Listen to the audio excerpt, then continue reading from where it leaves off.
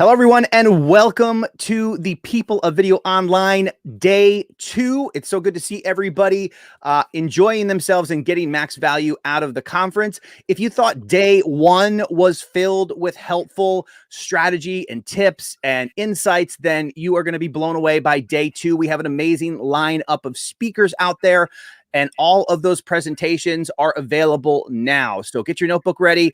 Take notes. You're going to find max value in the presentations that you're going to see today. We got Roberto Blake out there, Tim Schmoyer, Vanessa Lau, an amazing lineup. We're joined by Dale L. Roberts. We decided we'd both be on screen to kick this thing off today. The things we talk about before we go live. Welcome, Dale. How you doing this morning? I'm doing fantastic, man. I'm really geeked up. Actually, I didn't get a chance. Like, as soon as we got off air yesterday, I crashed, knocked out for the rest of the night. And I even had a 3-hour nap yesterday. What the heck? Live streaming is not for sissies, dude. It absolutely. So one of the things that I've noticed, especially going live twice a day for 2 days in a row, is that mental exhaustion is far more significant than physical. I could probably go out and work in the yard all day and not be as tired as I am after a couple of days of not only doing the live stream, but trying to think, pay attention to all the things that are going on behind the scenes. So got a nice crowd out there this morning. Yeah. Good to see everybody. We got people tuning in on YouTube and Facebook. And we're going to be here for 2 hours. We have a special guest this morning, going to be coming in a little bit later on the live stream. And that, of course, is the one and only Nick Nimmin. So he's going to be joining us. Get your questions ready. Again, when we do bring in Nick, be sure to tag or hashtag People of Video if you're on Facebook, at People of Video if you're on YouTube, just to help us get those to stand out a little bit better in the chat so we don't miss your questions. But like I mentioned, we have a good lineup of speakers today, and a couple things that I do want to mention. Of course, there is still time to grab tickets and get access to everything we released yesterday and today. You can go to peopleofvideoonline.com and grab your tickets. So if you happen to be watching on the free streams that we're doing on Facebook and YouTube, you haven't missed out on all of the max value that we're offering. You can head over to peopleofvideoonline.com and grab your tickets for that. You have the option to grab tickets plus get 30 days of replays with that ticket. Plus, you can also opt to get the replays as well, which is going to give you a full year to digest all this information, come back to it, make notes, and kind of learn this information along the way. You get that year worth of material, and you can start implementing the best practices and tips and strategies throughout the year, and you can always come back to these as a resource. So definitely recommend that option as well. Also want to touch base with our amazing sponsors. The title sponsor of People of Video is Prism Live Studio. I actually have a giveaway going on right now out there. All you have to do is download the free Prism Live Studio app to your mobile device and reply to that on Facebook and Twitter with a screenshot of your phone with Prism Live Studio installed. There's some other instructions in there. Tag People of Video, tag Prism Live Studio, and I'm going to go through those and pick out a bunch of winners to win. We have hats and we have prize packs. We have these cool bags. We just gave some of these away yesterday, drawstring bags, all kinds of stuff to give away. And just I'm going to share this because it was my guilty pleasure. Out of all the things that we were spending money on, little trivia fact, I am a lapel pin nut. I like lapel pins. I always grab them wherever I go. And we had these nice enamel. I don't know if we can get this to focus here. Focus on. Yeah, okay. I'll take it out of the back and show you because it's But we have those as well. We'll be giving away those. Come on, man. Maybe. Hey, there we go. Oh, those are sharp, dude. They are really nice pins. And I splurged on these because I am a pin collector. So you have the option to do that. They're a good thing to put on your camera bag and all that stuff. So those are going to be going out as well. All you have to do to enter for free is to show that you've downloaded the app, and don't just download it, give it a try, because it allows you to go live stream on YouTube under 1,000 subscribers. And even if you're over 1,000 subscribers, it gives you a whole suite of features that are push button ready, animations and things like that to bring an extra professional level to those live streams as well. And I also want to mention our other sponsors. We have Soundstripe. They were one of the first sponsors to come in and offer offer their services to us. It was actually a situation where when we were going to be in person in Albany, my biggest concern was, hey, I want people to be able to share this experience on social media, and I don't want anybody to get dinged for copyrighted music in the background, because we were going to have a nice festive atmosphere, music going, all that good stuff. And they stepped up and they said, yeah, we will supply any music that you need for the event. We will make sure that nobody that attends your event gets dinged with any copyright issues for using our music.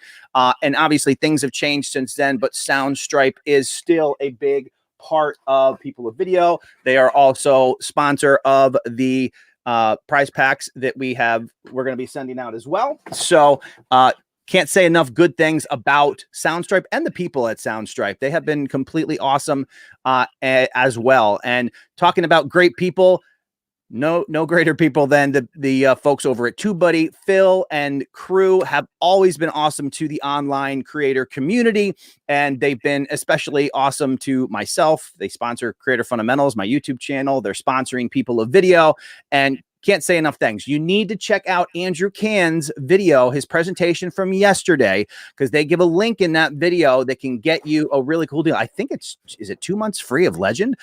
You should definitely check that out. It's something like that. I think that's what it is. So you need to check it out, watch it. He shares the link, and you guys game changer. Exactly, absolutely. Yeah, being able to do the A/B testing on thumbnails with the Legend is awesome. So. And hey, last but not least, Uscreen. We happen to be very blessed in the fact that one of our sponsors for our live event was Uscreen. Uscreen is an online platform that allows you to offer the video content that you make essentially behind a paywall. So the reason that is extremely fortunate for us is when we had to pivot online, we were able to move to one of our sponsors, and peopleofvideoonline.com, which I've gotten a ton of good feedback on, that they love the platform, that they love how it works, is built on Uscreen. So if that's something that you're looking for, definitely take a look at Uscreen. For all of our sponsors, if you go to peopleofvideoonline.com and you scroll down on the homepage, you will see all of the sponsor banners. You can click on any of those to go check out the services that they offer as well. So awesome to have the sponsors involved. They have been a big help in the process, making sure everything goes as planned. They were with us for the live event. They're still with us for the online event. So can't say enough great things about the sponsors of People of Video. So, all right, we have some comments that are coming in. Make sure there's anything else that we want to mention. I will bring up, and Dale, if you want to, let's see. I'm just going to peek in the comments here real quick. Excellent. Very good. While you were talking about TubeBuddy Legend, and this is, I'm not being paid, by the way, here, folks, to say this. Just huge fan of TubeBuddy. I've used TubeBuddy since pretty much I started my career about 4 years ago here on YouTube. And when I got Legend, game changer, absolute game changer. So if they're giving that away for free for 2 months, get it and start to actively use it. Because I sat on mine for about 9 months or so before I finally used it. And I was like, oh my gosh, I was literally losing money. One really cool feature was you can go through, fix all of your descriptions in bulk. Oh my gosh, that was kind of cool. So I was able to go through and take old descriptions that I had up, and then I could replace all of them. So for instance, my assistant reached out to me earlier this week and was like, hey, do you have a link to your email list over inside your description? I was like, of course I do. And I looked, I'm like, I don't. So all I had to do was find text within the actual description itself and then insert that call to action for the email newsletter. And I have over 435 freaking videos. Can you imagine having to go through all 400 videos, copying and pasting? I would just give up. But I went ahead, used Legend status, went in there, boom, boom, boom, boom, boom, in minutes. It was in every single description. So big thumbs up, folks. If you have access to that, do not let it go to the wayside. Don't do what Dale did. Don't let it sit for like 9 months and not use it. Use it right away. You will thank me. Absolutely. And like I said, we have Nick coming up a little bit later in the live stream. He's going to be joining us as well. And I want to bring here. Still trying to. Okay, we're going to do this. I just want to share my screen with you guys real quick. Sweet. And because I like to try new, interesting things. And we're going to do this and this, and we will do that. And we're all waiting with bated breath. I know, right? By the way, folks, I have no idea what he's going to be doing. I'm just going to show people the lineup of speakers today from the site. So just real quick. There we go. Wonderful. All right. Hey, it's we're getting there. We're almost there. And we're going to do that. And day 2 and share. You could have hollered at me. I already had it open. Oh, there you go. Yeah, but I don't know if it'll let you share that. So, so this is day 2 of the presentations that are out there. Again, at noon, we have a LinkedIn live panel. That's going to be fantastic with an amazing group of presenters there as well. Roberto Blake offering his monetization masterclass. You definitely want to tune in and check that out. Ross Brand helping to be accessible or, accessible to your audience through live streaming, how to grow your YouTube channel with email. We got Todd.live out there as well. Judi Fox optimizing LinkedIn video. The great Tim Schmoyer, letting you know what you can do to make your channel more subscribable. Vanessa Lau, excited for that. She went from working for someone else to making 100,000, or making over 100,000. So 6 figures on YouTube and over 100,000 subscribers in a single year. So that is definitely something that is very impressive. And she talks all about that in her presentation. Plus, we also have Meredith Marsh, VidPro Mom, and Cody Wanner talking about collaboration. So definitely going to be a good collection of speakers. Definitely going to be a lot of note taking in today's lineup. So get your coffee. If you happen to still be in the morning, I know Nick, he's coming on. I think it's like 8 o'clock at night there, but it's going to be a good time. Let's see, Dan. Should be, yeah. Nick's always a pleasure to speak to. Yes, yeah. And never lacking conversation. It's kind of like our boy Eddie Garrison. He did not disappoint last night. Yeah, Eddie Garrison, he enjoys the interacting. So that was good. He's good. I see a lot of conversation going back with him and people out on social media. So that's awesome as well. People are getting a lot of value out of it. All right. So Danny Hatcher said here, she said 600,000 on her course plus everything else in 6 months. Wow. Hey, you're spoiling it for me, man. I haven't watched it yet. That is stellar. That is stellar. I tell you. Yeah. There's amazing ways that you can really monetize, YouTube, and and you don't always have to go after one thing or the other. You can go for all of it, or you can just go for, just a couple things. I know that between, watching Roberto Blake's, I've got one, Vanessa Lau probably covers it. Brad Friedman talks about, using email as well. There's so many ways you can shake it, make it, or bake it. And you don't always have to have the YouTube Partner Program to pay you. I just want to kind of share a little bit of a story, if you don't mind me, Dan. Go for it. Yep. So my wife, oddly enough, you remember our very first year at Vid Summit, she didn't have a channel. She didn't have a single video put up. Within the next year, she had built such a presence in the print-on-demand community that when she went to launch her YouTube channel and a course at the same time, she made a ridiculous amount of money in that time. And I think it was somewhere north of about $24,000 in gross revenue within a month. Now, she didn't get to net all that because she had affiliates and such that she had to pay for. And here's the funny thing. She wasn't even a part of the YouTube Partner Program. So folks, don't think that you have to get the 1,000 subscribers, 4,000 watch time hours in order to monetize.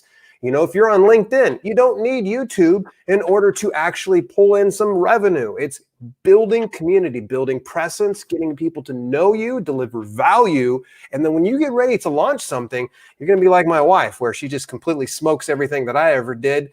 It took me about 1.5 years before I think I could make 1 red cent. Yeah, and it's also different for everybody. So depending on what your approach is, Yep. that example is just what is absolutely possible. But if you don't make $24,000 in your first few months on YouTube, don't be Don't feel defeated. discouraged, because there are plenty of other ways, and everybody's going to get there a little bit different. Yep. The biggest takeaway is knowing that there is a ton of opportunity out there. Absolutely. And if you don't see the opportunity, it's because you don't yet have the knowledge. And one of the reasons for People of Video is to be able to take that knowledge from the people who have been there and done that, and share it with you after they've taken out all the mistakes. So, and maybe in a lot of cases, they'll even share some of the mistakes that they made. But the great thing about this is you're taking years and years. You look at all the speakers that we have over 20 speakers. You're probably taking, 50 years of mistakes, and you're boiling it down to the stuff that works. And that is why attending conferences, doing this kind of thing, learning from the people who have already been where you're trying to go, can be super powerful in helping you cut down a lot of that time. So yeah, that's a great story. And, I don't think there's any of us who would, turn our nose up at that kind of start. Yeah. But when you understand that that's possible, it gives you, it allows you to set your sights bigger. A lot of people, when they start, they have no understanding of what's possible. They're like, oh, I want to get 100 subscribers, and I'd like to make coffee money in a couple years, and they just don't see just how big it can get. Yeah. And it's phenomenal. Everybody goes at their own pace. I can say for a fact that, I did not in my first 30 days. But, I was just trying to grasp those type of things. I've got a really good one over here inside the comments. This is awesome. By the way, folks, if you could do Dan and I a favor, wherever you're at, be it over on YouTube or over on Facebook, do us a favor. Let us know where you're watching from. And even if you told us yesterday during the live broadcast, tell us again. So that way we can kind of shout you out. It's always great. I doubt Carrie and Barry are awake right now. Yeah. They follow me over on my channel. I want to say a big shout out to them. I'm sure they're going to end up watching the replay, but let us know where you're watching from. But I see a comment in here. This is a good one, and I want to kind of bring this one up for you. Nick's not here yet, right?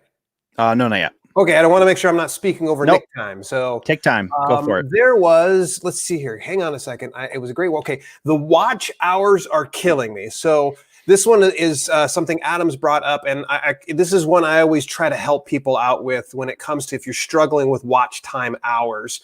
First things first, build enough of a catalog that you can have it binge worthy, that people can watch one video after the other. So if you don't have, let's say, a couple dozen or 3 dozen videos, it's going to be tough to go through and get watch time hours unless you have a video that goes completely viral. So here's the methodology you're going to want to use is build enough of a back catalog, put similar videos within a playlist. Now, when you have them put into a playlist, in fact, when you publish them, get them automatically into a playlist. Do not share the video through the regular share link. What you're going to do is open up the playlist, play it from the video within that playlist. All right, let's say it's video number 2 of 12. And you're going to have the big, ugly URL at the very top. Grab that. You're going to grab that link, and then you can probably link shorten it if you want to. If you're just putting it in your description, they'll shorten it for you.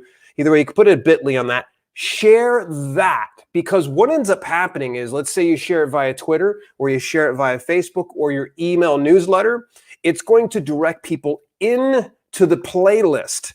So then instead of them watching your video and possibly getting suggested another video, they're going to go into the very next video in your playlist, and it'll start to become binge worthy. This is one of the things that helped me out super huge when I was kind of like looking at my watch time hours. I'm like, man, this has to be so much better. And so I started sharing the playlist links, and I call them like a dirty link, where it's just really, really long. But go within that playlist and start sharing that from now on. If you're just sharing your regular URL, I warned you, YouTube's going to probably suggest other people's content. You're going to want to make sure you put them into the playlist, share it that way. Good friend of mine, Keith Wheeler Books, he was right on the precipice of going into YouTube Partner Program. And I told him this thing within weeks. Boom.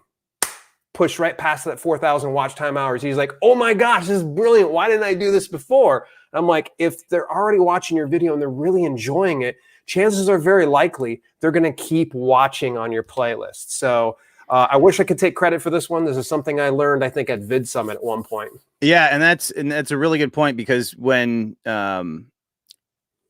it used to be the case that if you went into a video on YouTube from within the playlist and grabbed the share link, it would automatically share it from within the playlist, and then they did that away with that. So why? I don't know, but just real big. I want the person who has ultimately made people of video a possibility. My mom is in the YouTube chat out there, so welcome, Mom, to the People of Video live stream. Good to see you tuning in.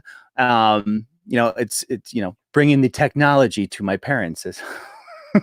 She'll probably yell at me for that, but tremendous.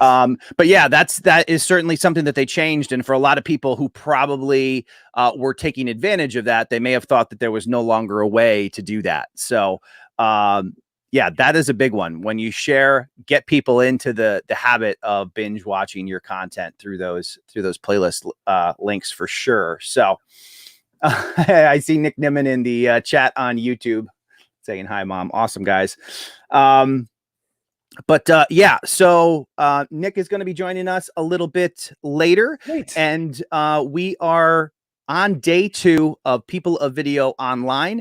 As I mentioned, when you are, if you guys are enjoying this, if you're finding value, I encourage you to share that out on social media. Use the hashtag People of Video. When you do so, we are going to be looking through all of the engagement, all of the sharing that you guys are doing, and I'm going to be picking out people who have made posts throughout that, and I'll probably reach out to you early next week to let you know, and I'll tell you what you've won. We're going to be giving out hats and pins and stickers and all kinds of things. We got bags as well, so definitely share your experience, take screen prints, let people know that you're watching the live streams, share quotes or memorable messages from the speakers to let people know that you received value, and tell us your story. Tell us how People of Video is helping you get the information you need to take your channel and business and brand to the next level. So that is definitely highly encouraged, and you can win some cool stuff in the process. So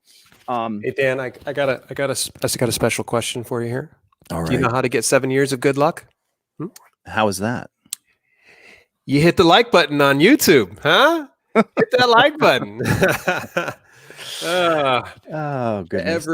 Ever the ham. I'm sorry. Yeah. It should have been better. This chair is garbage, and I can't push it out the way. To be quite honest, when you say things like that and you lean into the camera, I get a little bit nervous because I'm never quite sure what the next thing's going to be.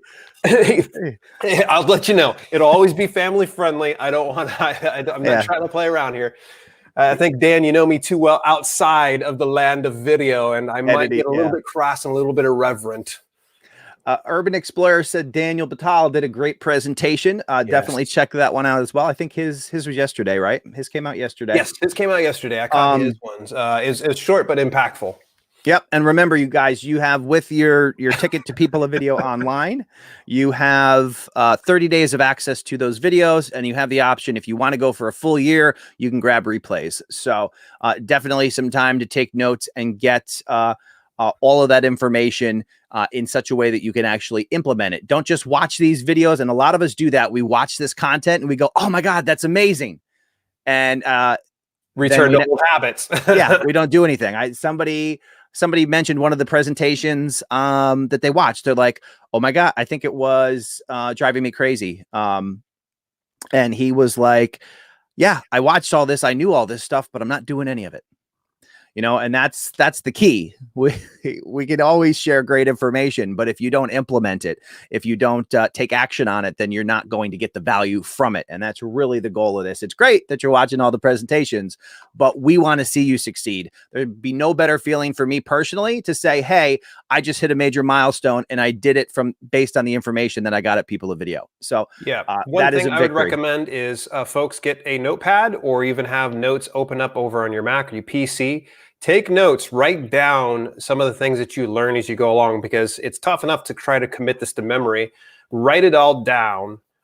And then you're going to go back through after this weekend is finished. And I want you to go through and prioritize some of the things that you see in there in pecking order of what you feel is most important to you, because you're going to see a lot of information and it's going to feel overwhelming. And it's like climbing Mount Everest. It's easy for me to say. You're going to want to make sure that you plan this trek up that mountain and know what are the steps that you want to take to implement what you're going to learn as you go along, and put it on your schedule to implement some of these things as you go along, okay? Because I would love to see you taking one good tip from all of this, but it would be awesome if you took all of the great tips. There we go. Thank you. I don't have the thing, so here I am. You can take if you share on social media, this could be one of the things you win, your own personal People of Video note taker. And come on, folks, there we go. There you go. You can get your notes and stuff written down and have it dedicated to the information you learned at People of Video. So those will be going out as well to people who share, like I mentioned, tagging People of Video and doing all those good things, letting us know your experience. I do see Nick is in the wings, so we're going to be bringing in Nick here very shortly here. Let me just clear that right there. And Nick looks like he's good to go. So we're going to bring in the one and only Nick Nimmin. What is going on, fellas? Nice to see you guys. I love the information that you're sharing. I was listening to to your stream right now while I was finishing my dinner because it's late over here on this side of the planet. But I was listening to your thing and just listening to like the inspirational things that you guys were talking about, and listening to Dale's tip on the playlist link, stuff like that. Love the value that you guys are dropping here. Happy to be here today, hanging out with you, fellas. How you guys doing? We're doing great. And fantastic, man. I feel like we should probably introduce Nick, but I mean, good Lord. I mean, wow, what isn't there that we can say about this guy? And I'm going to go ahead and put him over, if you don't mind, Dan, just real briefly. So, Nick's been on this space. Gosh, you're going on 5 to 6 years now? Yes, since September 2014, minus a small break since September 2014. This guy's crushing it, and I always attribute a few people that have been instrumental in my growth over on YouTube and learning, and this is one of the guys that I primarily do it. And by the way, I noticed you're going without glasses today. You wearing the lenses? Well, today was I'm wearing the lenses today.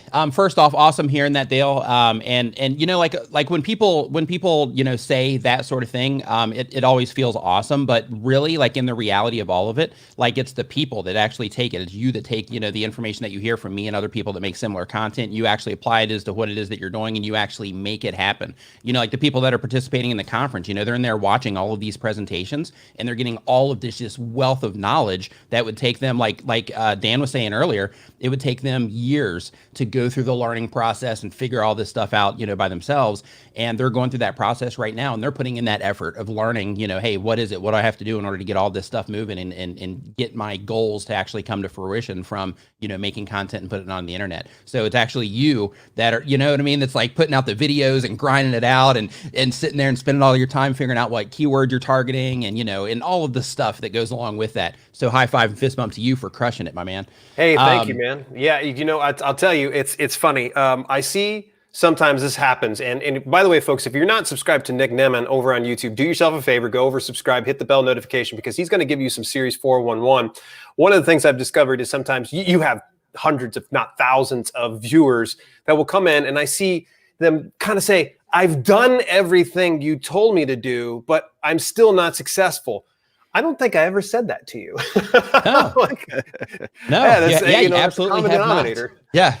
Yeah, and that's the thing, it's application. We all know a bunch of stuff about a bunch of things, about every aspect of our lives, but the stuff that we actually take and we apply to something, like that's the stuff that typically ends up, doing a little bit better for us. So, because of that, without application, like knowledge is just knowledge. You can be that person that knows stuff, and then you share that stuff with other people. And like you're in the Facebook groups telling everybody what they should be doing and all that stuff. But if you're not actually applying the information, then you're just that person that's out there sharing the information instead of actually getting the results from it yourself.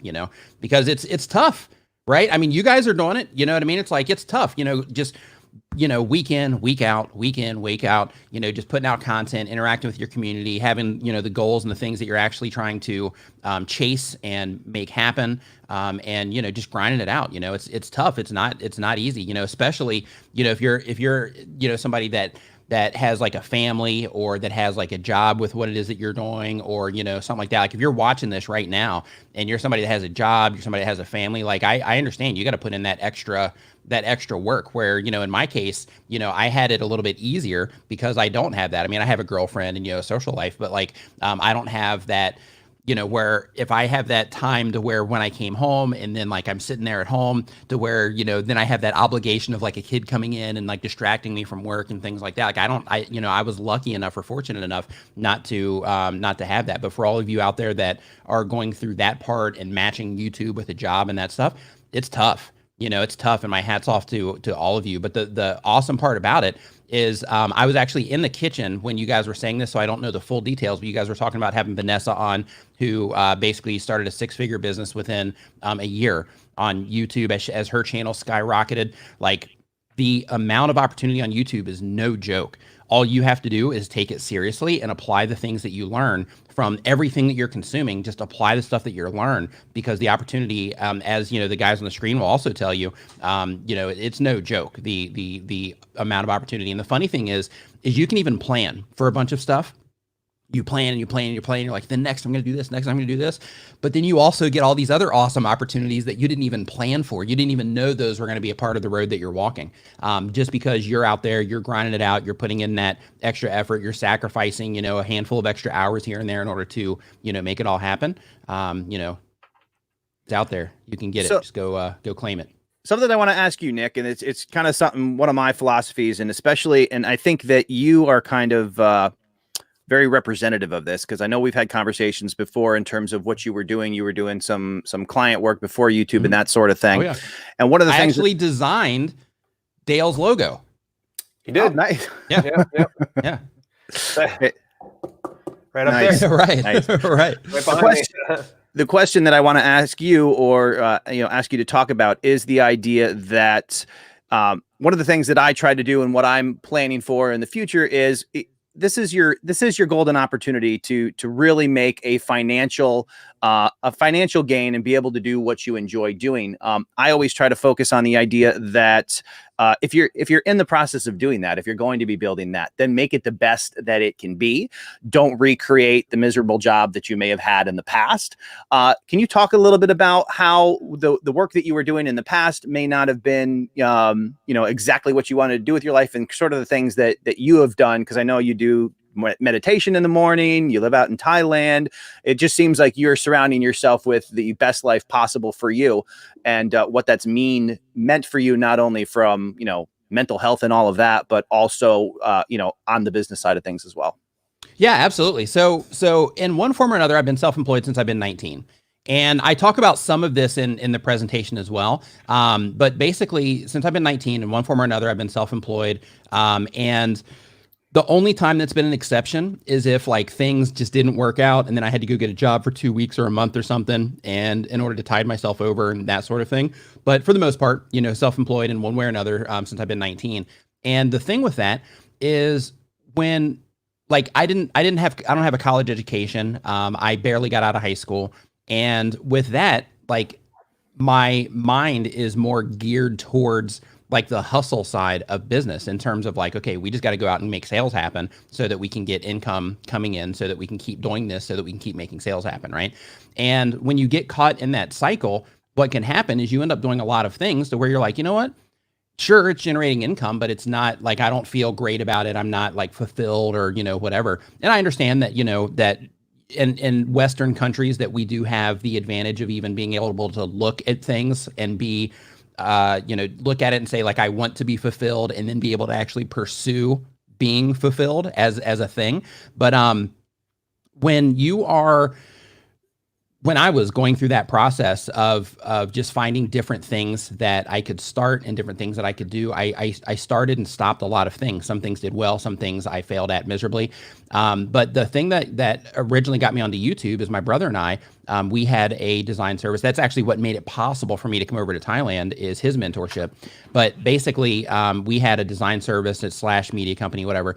And within that, we picked up a handful of difficult clients where if anybody's freelancing or if you have a job, your client is kind of your boss, right? So in our situation, like, we just had difficult clients and we were like, man, these people are just sucking the life out of us, because we're both creative people. We both enjoy creating things. Like, I'll sit in Photoshop for hours and hours and hours and just like doodle with stuff, right? Just create stuff. Music on the iPad all the time, like just a creative, my mind, that's just how my mind works. And what was happening is, because the clients and all of that, we picked up a handful of clients that were very difficult to work with. And because of the situation that you mentioned before, Dan, in terms of being over here in Thailand, we don't have the option to where I did before when I lived in the States, to where, if things kind of go south, then I can decide to just go get a job to tide me over and then, figure out something else on the back end. And because of that, what happened was, we had to basically keep doing the work that we weren't caring for. And because of that, it put a real cloud over the awesome experience that we have of living overseas and kind of designing our lifestyle. So we had a conversation. We're like, hey, we don't want to do this anymore. But because we couldn't just go get a job to fill that gap, we were like, okay, well, what are we going to do? And neither of us had an answer. So what we ended up doing is we ended up both exploring different things. And the things that I started exploring were internet marketing. And through internet marketing, I actually ended up partnering up with some other dude off of Warrior Forum, and we ended up launching a product called the YouTube Graphics Toolkit. It made it generated like $12,000 in the first 24 hours or 48 hours or something like that. And that put a big spotlight in my brain on, wow, there's some serious money floating around here. So if that can be generated in a day, I wonder what I can do if I really dig into this. So from that point on, I was like, okay, internet marketing. So I started consuming all kinds of information, because that was more his doing. I just designed everything, and the actual product was more his doing than it was the launch. He had all the connections, all of that stuff. But basically, that put a big spotlight on the opportunity. So I'm like, okay, I'm going to go and figure out this internet marketing thing. So through that process, I started seeing people on Warrior Forum and other places like that talking, which is a website for internet marketers, just in case you're not familiar. And people on that website were talking about how much success they were having generating emails from YouTube.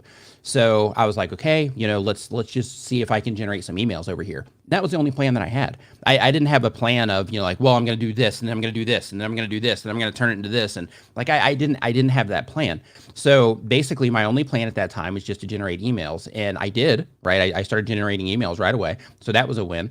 But through that process, I ended up working on another channel. And then that channel, and working on that one with somebody that actually knew what they were doing, working on that channel helped me understand what was important about YouTube, helped me understand the importance of the audience, helped me understand what it is that made videos tick in terms of, YouTube actually, showing your videos more and that sort of thing. And it also showed me kind of the back end in terms of the planning and the things that you need to have in place when you're actually starting or running a YouTube channel. Like, you got to make sure that you have an audience. You got to make sure that you're serving them a specific type of content. If you are going to design a business off of it, you got to make sure that whatever it is that you're going to do with your business is in alignment with the audience that you're getting in front of, concepts like that. And when I was working on that other channel, I ended up burning out, because I was in the situation to where, a lot of people in the chat probably are right now, to where, I was doing the design business when I woke up, and then at nighttime I would come and I would either shoot videos or I'd be editing. But actually, no, I was actually doing that backwards. So I would wake up and I would do the editing videos and things like that. And then I would go and I would do the design stuff at night. And then when I came back home, then I would record videos or do some extra editing or whatever.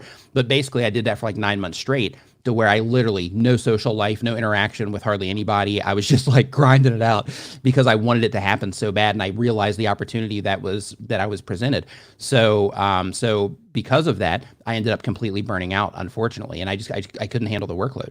So what I did in my mind is I'm like, okay, I can't handle this workload, but I love YouTube. I love what's going on here. I clearly, the opportunity is crystal clear. In terms of the general opportunity, I still only saw the very tip of the iceberg at that point in time. Because, as you progress through this stuff, you only know what you know, as you learn it. And that includes having conversations with people that are like, oh yeah, I just started doing, these handful of things, and then now it tripled my business and that kind of stuff. So until you know those things, you don't know. So I was just seeing the tip of the iceberg, but I was hooked. I was like, man, this is great. I have to walk down this road. And that's when I came back to my current channel. And even at that time, I still wasn't doing like YouTube tips and stuff. I was just like, okay, if I'm going to come back to this channel, I need to make this full time to where I don't have to do the design business as fast as humanly possible. So what I did, and this is going to loop around to what we were talking about in terms of, the, doing the stuff that you don't want to do and making sure that you're thinking things through. But all basically, like when I came back to my current channel, I said, okay, if I'm going to go full time, the only way that I can go full time is if I'm generating revenue. And at the time, I was making like $20 a month on AdSense. So I'm like, okay, I'm going to build a website. That website is gonna have a store, and I'm gonna attach services to it, and that's where Dale and I actually connected through there for his logo. But basically, what I did at that point in time is I started uploading videos on a regular basis, to where I was spreading awareness through YouTube, through Facebook, through Twitter, everything about my website.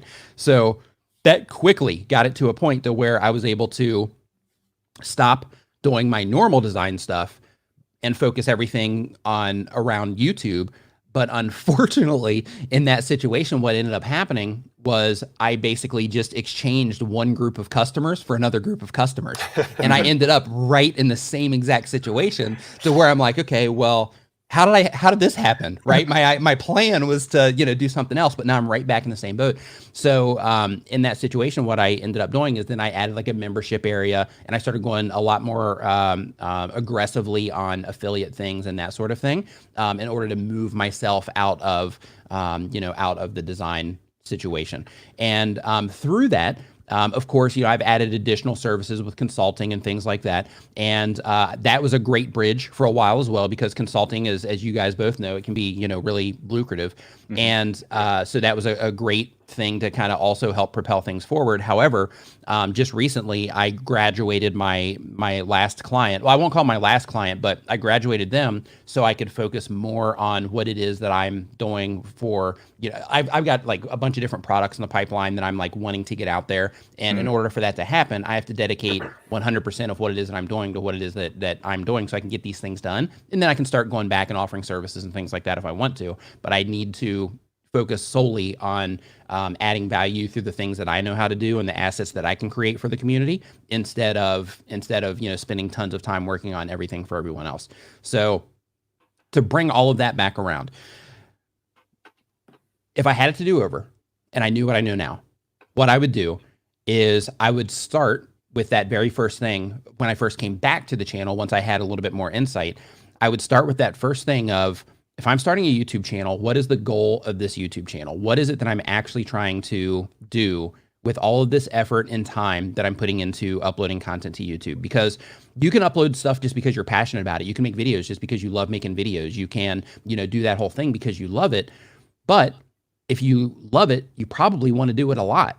So because of that, it's really important. And even if you don't want to do it a lot, cameras cost money, lights cost money, all this stuff, it costs money, tickets to the people video cost money, all of this stuff, it can get expensive over time. So because of that, if I had it to do over, what I would do is I would start with the very back end thing. Okay, I need to go full time on this. So what do I need to do? I'm going to leverage the skills that I have, and I'm going to create stuff that I can sell to people or spread awareness about that they can join or whatever it ends up being, so that I can quickly generate an income source from that.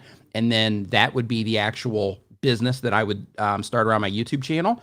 And then as that got going, I would basically be making content for the people that would get them, just like I did with Tuber Tools, basically just make content for the right people that would be a good fit for the particular product that I had to offer, right? So the same exact thing is what I would do in that situation. And I would plan it out, because with mine, I planned it out, and I had to do the services as a bridge. So it's not that that was a bad move, but it was just something that if I would have thought it through a little bit more, I could have just exchanged services for membership, and it would have been a totally different experience all the way through, instead of having a period of time to where, I put myself back in that stressful situation of, I want to make videos, but I got to do client work. So what do I do? Videos, and then now the clients are going to be upset because I'm delivering late and that sort of thing. So so if anybody's out there and they're looking at this from a how can I go full-time perspective, literally map the whole thing out and do it backwards in terms of, these are the skills that I have.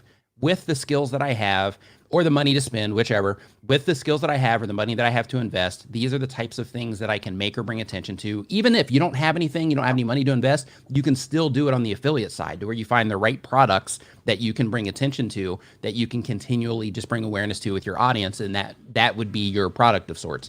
So I would think through that part of it, think of how is it that I can monetize, and then just start cranking out videos for that audience. Now, here's another side thing as well. If you are on YouTube and you're doing it because you're passionate about it and you want to design your lifestyle, which I recommend everyone does, in terms of from the time I wake up to the time I go to bed, what it is that I want to be doing every day. And then, of course, you got to throw in your wild cards if you have family and stuff like that. But try to, I recommend everybody goes through that process of being like, how do I spend my day? And what adjustments do I need to be able to really enjoy every single day that I wake up, and to be able to really, we're only here for a limited amount of time, right? So what can I do to really fully enjoy everything it is that I'm doing, and go through that process. But when you're putting all that stuff together, again, just think of the end game, and then just think of the content that you need to make. And even if it's not content that you're passionate about, by making that, it will help you be able to do things for yourself. If that's an avenue that you want to take, it'll help you be able to do things for yourself, or at the very least add additional income. And then you can stand on that in order to make more of the content that you actually love on another channel that isn't monetized well, or that it's more difficult to monetize or something like that. Yeah, and I love that, because you touch on a couple things that are near and dear to my heart. I actually just had a conversation with a pretty long conversation with Roberto Blake about a couple of those things, mainly the idea of putting systems in place, and and basically to what you were talking to, and reverse engineering that to the fact where you have a system in place that allows people to get some product or service from you, and then you're able to focus more time on basically feeding the right people into that ecosystem, or that that process funnel, whatever you want to call it.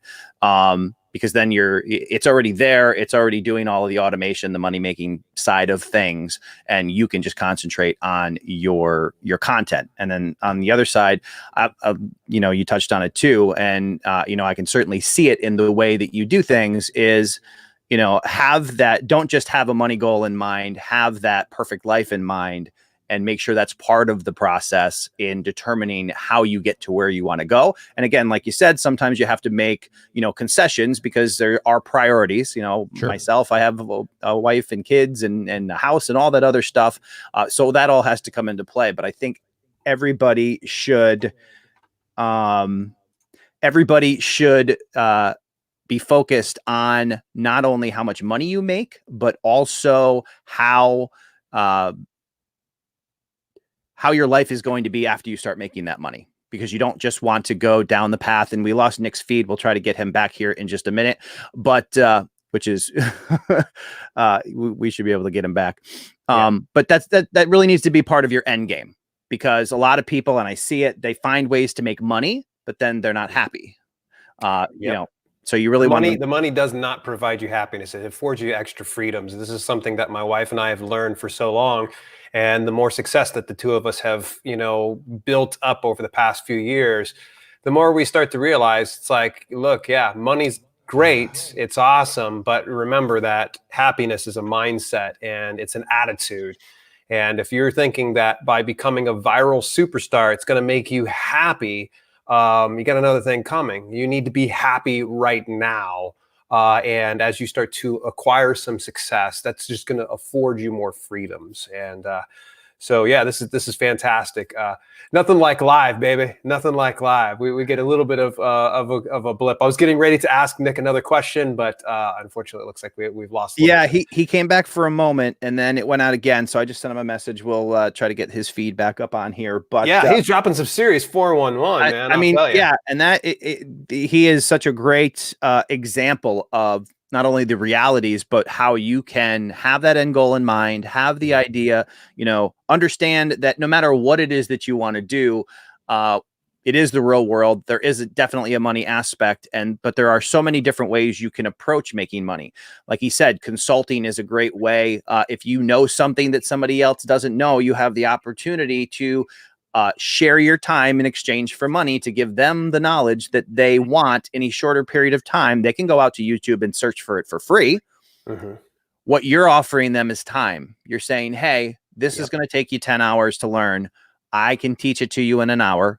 I will exchange some of my time for some of your money. And in return, you're getting a lot of your time back. And, you know, that's why consulting can be so powerful. And all you need to do, it just has to be a situation, no matter what the topic or niche or what it is, you have that opportunity to share your knowledge with somebody who doesn't possess it, who is willing to pay for the time savings. Because all of us can go out, and that's why YouTube is such an amazing thing, because you have the ability to learn about anything you want to learn about. And the only variable is is how much time it takes, because you can go out and learn completely for free and find everything that you need to do. Or depending on your life and schedule and circumstances and all of that, you may want to speed up the process by buying courses or getting a coach or doing all of those things. And that's what I think sets YouTube apart from so many different opportunities out there. It's not something that you can do in your career, in your job, the company is probably not going to get the services that they need for free in any stretch of the imagination, nor are those customers. But you have that opportunity and this free wealth of knowledge that is YouTube out there. So, you know, it's funny. The old saying kind of goes this way here, folks. And I think it's John C. Maxwell once said, you're either going to have to pay now or you're going to have to pay later. Either way, you're going to have to pay. So, I'll tell you, this is an amazing time that we're in, and something I want to kind of share a personal story here, and I don't mind, throwing my brother under the bus onto this one. He's just a genius when it comes to technology. A lot of everything that I've done on YouTube, it's usually because I got a hold of him and said, okay, I had some issues with this, and that. What do I need to do? And so he's been my go-to guy. And one of the times I decided to go ahead and pay him, and he's like, don't pay me. He's like, I'm just going to do this for free. I'm like, no. You've given me a lot of my time back. I want to reward you with that. And it never made sense to him until he picked up a free client that I referred to him. And he worked with this person painstakingly for an hour. She came back to him numerous times. And before I had actually tell him to go and consult this person, I said, make sure you know what your rates are before you get on. And he's like, no. They're a friend of yours. I'll go ahead and take care of them for free. I was like, look, I'm telling you, that's a recipe for disaster. Well, this person kept coming back to him, kept coming back. And then he started to kind of regret it. I said, look, if you were paid for your time, you probably would be doing this. He's like, and he learned his lesson from that point on. So know your value in advance. And if you're going to be dispensing any of your knowledge or your skill set with somebody, don't just, do it for free. At least attach some type of a monetary compensation or a quid pro quo of some sort. And we have Thea out there asking a question about the whole consulting thing. How do you do consulting? Is it right to think that my videos should be aligned with the consultation that I plan on offering? I can grab this so the idea behind having it aligned with what it is that you're covering in your videos is kind of the idea of bringing in that audience like we were talking about with Nick. And that is, you are establishing yourself as an authority on some topic on the #2 search engine in the world. So if you are putting out content that is helping people learn a specific topic, and then you tie that to the offer to consult with them, there are people that have time that want to learn it for free, who can take advantage of your free content. And then there are people who simply prefer to learn it in an expedited manner. And that's where consulting can come in. Or they want to learn something a little more in depth, maybe something that you don't dive into. Like I teach people how to grow on YouTube, but I'm not necessarily getting into all the nitty-gritty behind the scenes stuff that we actually do to build systems and automate things and all of that on my channel. And they might want to get a little hands-on on that. So yes, I would say that pairing consulting with YouTube, for example, or online video is a very strong way to bring people into your funnel, so to speak, and find not like-minded, but the right customer who has the right mindset for what it is that you're potentially offering services to address. Dale, do you have any thoughts on that? You've covered everything pretty good. When it comes to how do you do the consulting, now, yeah, Dan's already kind of picked out. Find out who your ideal customer avatar is. Address the needs and concerns that they have. There's great ways that you can actually do the consulting. So probably one of the very first things is figure out a way for you to receive funds. There's regular avenues we can go through, like PayPal has got invoicing attached to it. Stripe, that's one of my preferred ways of doing it because it has more options available for credit cards and such like that. They've got great refund policies. In fact, actually, I've been with PayPal for so long that sometimes if somebody does a refund dispute through PayPal, they'll always go in favor of me. But make sure you get all of those payment things put together in advance. And that way, when you do consulting, you're not going, oh, I'll just go ahead and just Venmo me the money, and I'll trust you with it. No, invoice them. You got to be a professional. Yep, you have to be a professional. Real pro. Right, you're providing professional services. You have to handle yourself like a professional. That also means that if they expect you to, if part of your agreement is to meet up at a certain time, come hell or high water, you need to be there at that particular time because you're a professional and they're paying you for your services. So when it comes to that situation, have a professional email, and Gmail isn't good. Gmail is great for just managing your stuff, but you need to have an actual .com or .net or .something for your services, and you need to handle all aspects of what it is that you're doing as a professional because you are offering professional services at that particular point in time. And that's actually, a lot of people don't necessarily think about the email thing, but that can be really big. In the corporate world, I used to get resumes in for people to interview, and they would have the email address that they figured out when they were a teenager on their resume. So it's cool guy 97. I'm like, you're totally not setting the playing field to your favor when you do stuff like that. And they do it a lot with social media handles as well, where there's 5 different social media handles, none of them match, and you're trying to conduct a business. That's why I say, and somebody had mentioned it in the chat in my conversation or my presentation here on People of Video, is plan for success and go out and consider all those things in the beginning. Don't just say, hey, this is going to be a hobby. If you have an insight that you want to make money in the future, think about those things. Think about what you're going to call yourself, how you're going to represent yourself, how people are going to see you, and whether you can find a consistent naming convention and look and feel and brand across social media, rather than having that one random Instagram account that is, Nighthawk76 or some weird name that nobody can follow. You're not letting me live that down, huh? Yeah, Big Papa 87. Exactly. Yeah. And those are just the ones that I can say on a live stream. So it's definitely something that people need to consider. And just to touch on that real quick, I see, and I was in the same boat. I think one of the biggest hurdles for people on YouTube is to make the switch in their mind that making a living through online video is very attainable. It's not easy. You can step through the process. You can learn everything you need to for free, or as Dale and I were talking about. I don't know how much you could hear, Nick, while your signal was, but the idea that people, the wonderful thing about YouTube is you have the ability to either learn anything you want to learn for free and take your time to do it, or there's an opportunity to exchange money to shorten that curve. And that works for both whether you're trying to start a business and you want to learn stuff that you can then teach people. And it's also for potential clients that come in, because there are people out there who want to consume all of your free content, but then you're going to have potential clients who are like, yeah, I want to learn how to do this, but I don't want to spend 5 years to do it like you did. Let me pay you for your time and information, and let me get closer to where I need to go through that transaction. So I think that, just a ton of opportunity. There were a couple questions while we were chatting and handling camera issues that I want to tag in the chat here. Someone had asked Nick, and I'm going to try to get it on the screen, but I know I can paraphrase it. So while you're looking for that, remember how I was talking about, this stuff gets expensive. So we just found out through my camera failure, and this has been happening. So the writing's on the wall. I'm gonna have to buy a new camera just for live streaming, which kind of sucks. But that's one of the things that happen to content creators in general.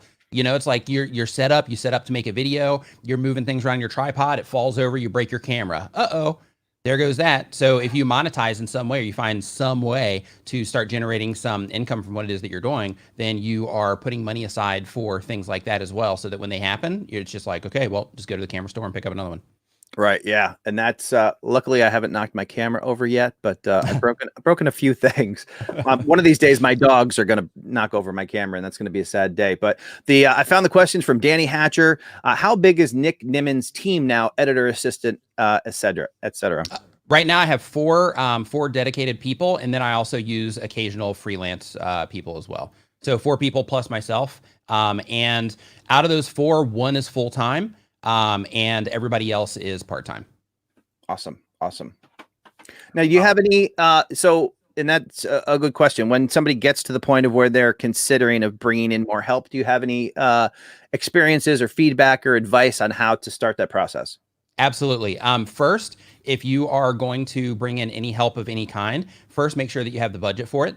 Because if you are bringing somebody in, especially to where they are going to start depending on you for that income, it's important to make sure that you are able to pay them consistently for a considerable period of time, as long as they're doing their job. So because of that, as soon as you make that decision to start working with somebody or multiple people, whatever it happens to be, make sure that you're in it for the long haul, because as somebody that used to do that type of work myself, you start to get dependent, right? Because in some cases you do contract stuff, in other cases there's no contract involved, but they just send you a ton of work, and then you end up, getting like a retainer of some kind and that sort of thing. But just make sure that you are just considering those people when you are bringing them on. And if you are not going to bring somebody on like part-time and you can't make that commitment, then in that case, just work with freelancers specifically, do it on like a per job basis, and go that way. Another thing that I would recommend also is, depending on the thing that you need someone for, I also recommend polling your community for it. So if there's something specific that you need done, or a specific service that you need for what it is that you're doing for your YouTube business, reach out to your audience and see if there's anybody in your audience, because they're familiar with you. They're familiar with what it is that you do. They're familiar with how you put your content together. They're familiar with like what you stand for, because they've been watching your content. They know the type of person you are. Tons of advantages to doing it that way. And I guarantee you, regardless of your content, you have some very talented people that are watching your videos. Awesome. I couldn't help but smile. Like, as soon as he asks that, every time Dan and I get together, I always kind of brag about my assistant. He's like, yeah, rub it in. She's not taking any more clients because she got so busy with me. And he's just like, yeah, thanks. Yeah. And I'm still looking for somebody for that particular topic, but I did have conversations with Nick prior to this, and I have brought in someone. Well, first I do have an editor now, which is fantastic. Nice. That's great. And shout out to Brian White from Zeus Media, who not only does the editing for Creative Fundamentals, but has also done the editing for People of Video Online. Did great work. So that has been fantastic, and I'm getting a lot of good feedback from the platform as well. So that is great. And I also now have a virtual assistant, and that has also been a wonderful experience based on Nick's advice and places to look to get that kind of help. So. Yeah. And one thing that I think is important is like Dale was saying earlier, like you're spending time, you're spending money. And the conversation previous was that related to like consulting and that sort of thing, but it also applies to like all the stuff that you do. So, like one thing that happened to me is, because one, I'm like a self-proclaimed workaholic anyway. Like I love what I do. I love just, working on stuff all the time. But basically, like one thing that will happen is, like, let's say that you are in that starting phase of, okay, I'm going to take the jump and I'm going to start, I'm just going to go on like a lean budget here, and I'm going to start, taking this YouTube thing seriously. And I'm going to turn it into a business of some kind, getting my game plan together, whatever. When you start walking down that path, you'll find yourself in a situation, most likely, to where you're working a lot, and there might be like a little bit of money coming in, so you're working a lot, but then that money will start to swell up over time because you are making the right decisions. And as you progress down that road, you'll finally come to the point to where you're like, wow, I'm bringing in like tons of money. And then you start having these thoughts to where you're like, should I bring somebody on? Should I do that?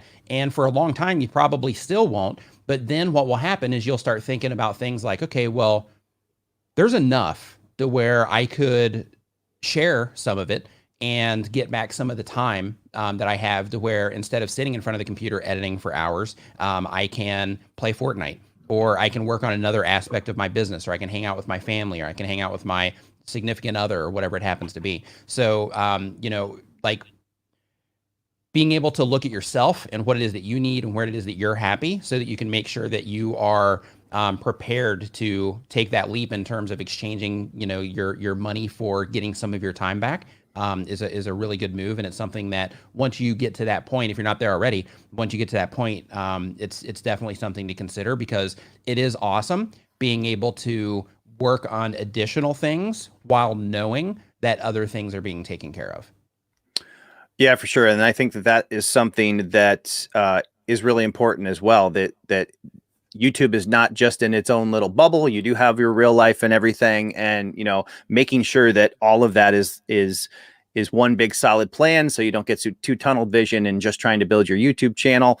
Again, for everybody, their situations are different. I know me, it's much closer to home because of everything that I do.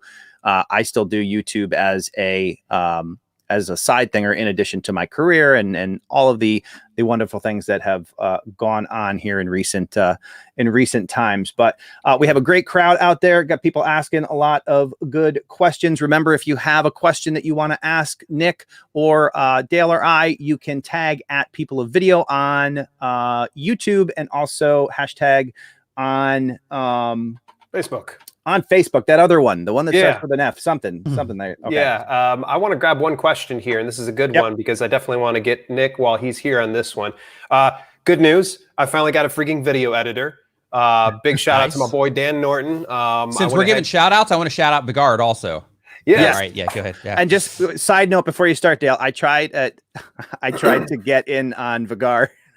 And you did? He wasn't taking new clients at the time. Yeah. You dude, yeah, you have no luck. Anyway, I just got on a video editor. It's just really nice. I've been probably kicking tires for so long about getting one.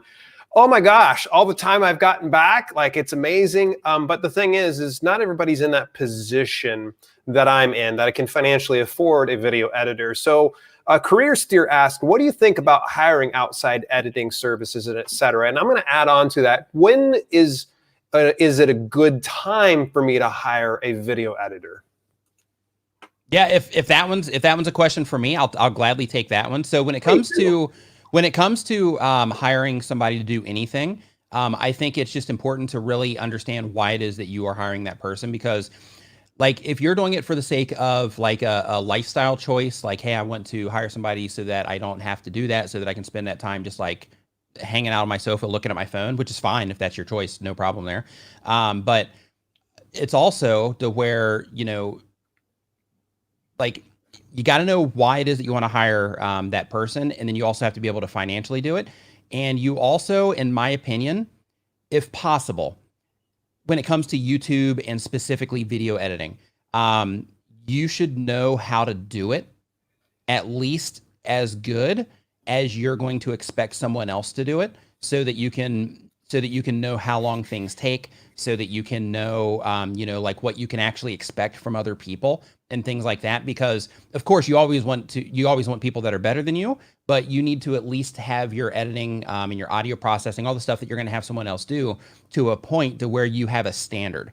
Because if you don't, then in that situation, somebody will just give you, something back, and you might be like, well, this is garbage, but you might not really even be able to understand why. Or if they start, because freelancers are notorious for giving you all of these big reasons. Well, my color grading took an extra, 2.5 hours, but if you go in and you actually color grade, it's like, okay, well, that, it's not going to take that long. So it just gives you perspective to, one, protect your investment in terms of when you're working, with freelancers or anybody. But also it makes sure that you have a standard of some kind, because of course, everybody always wants their stuff to be as awesome as humanly possible, but it's important to be able to define that. So for example, like, if you're putting something together, it's good to, like, every now and then, this doesn't happen often. I think it's only happened like 2 times the whole time we've been working together.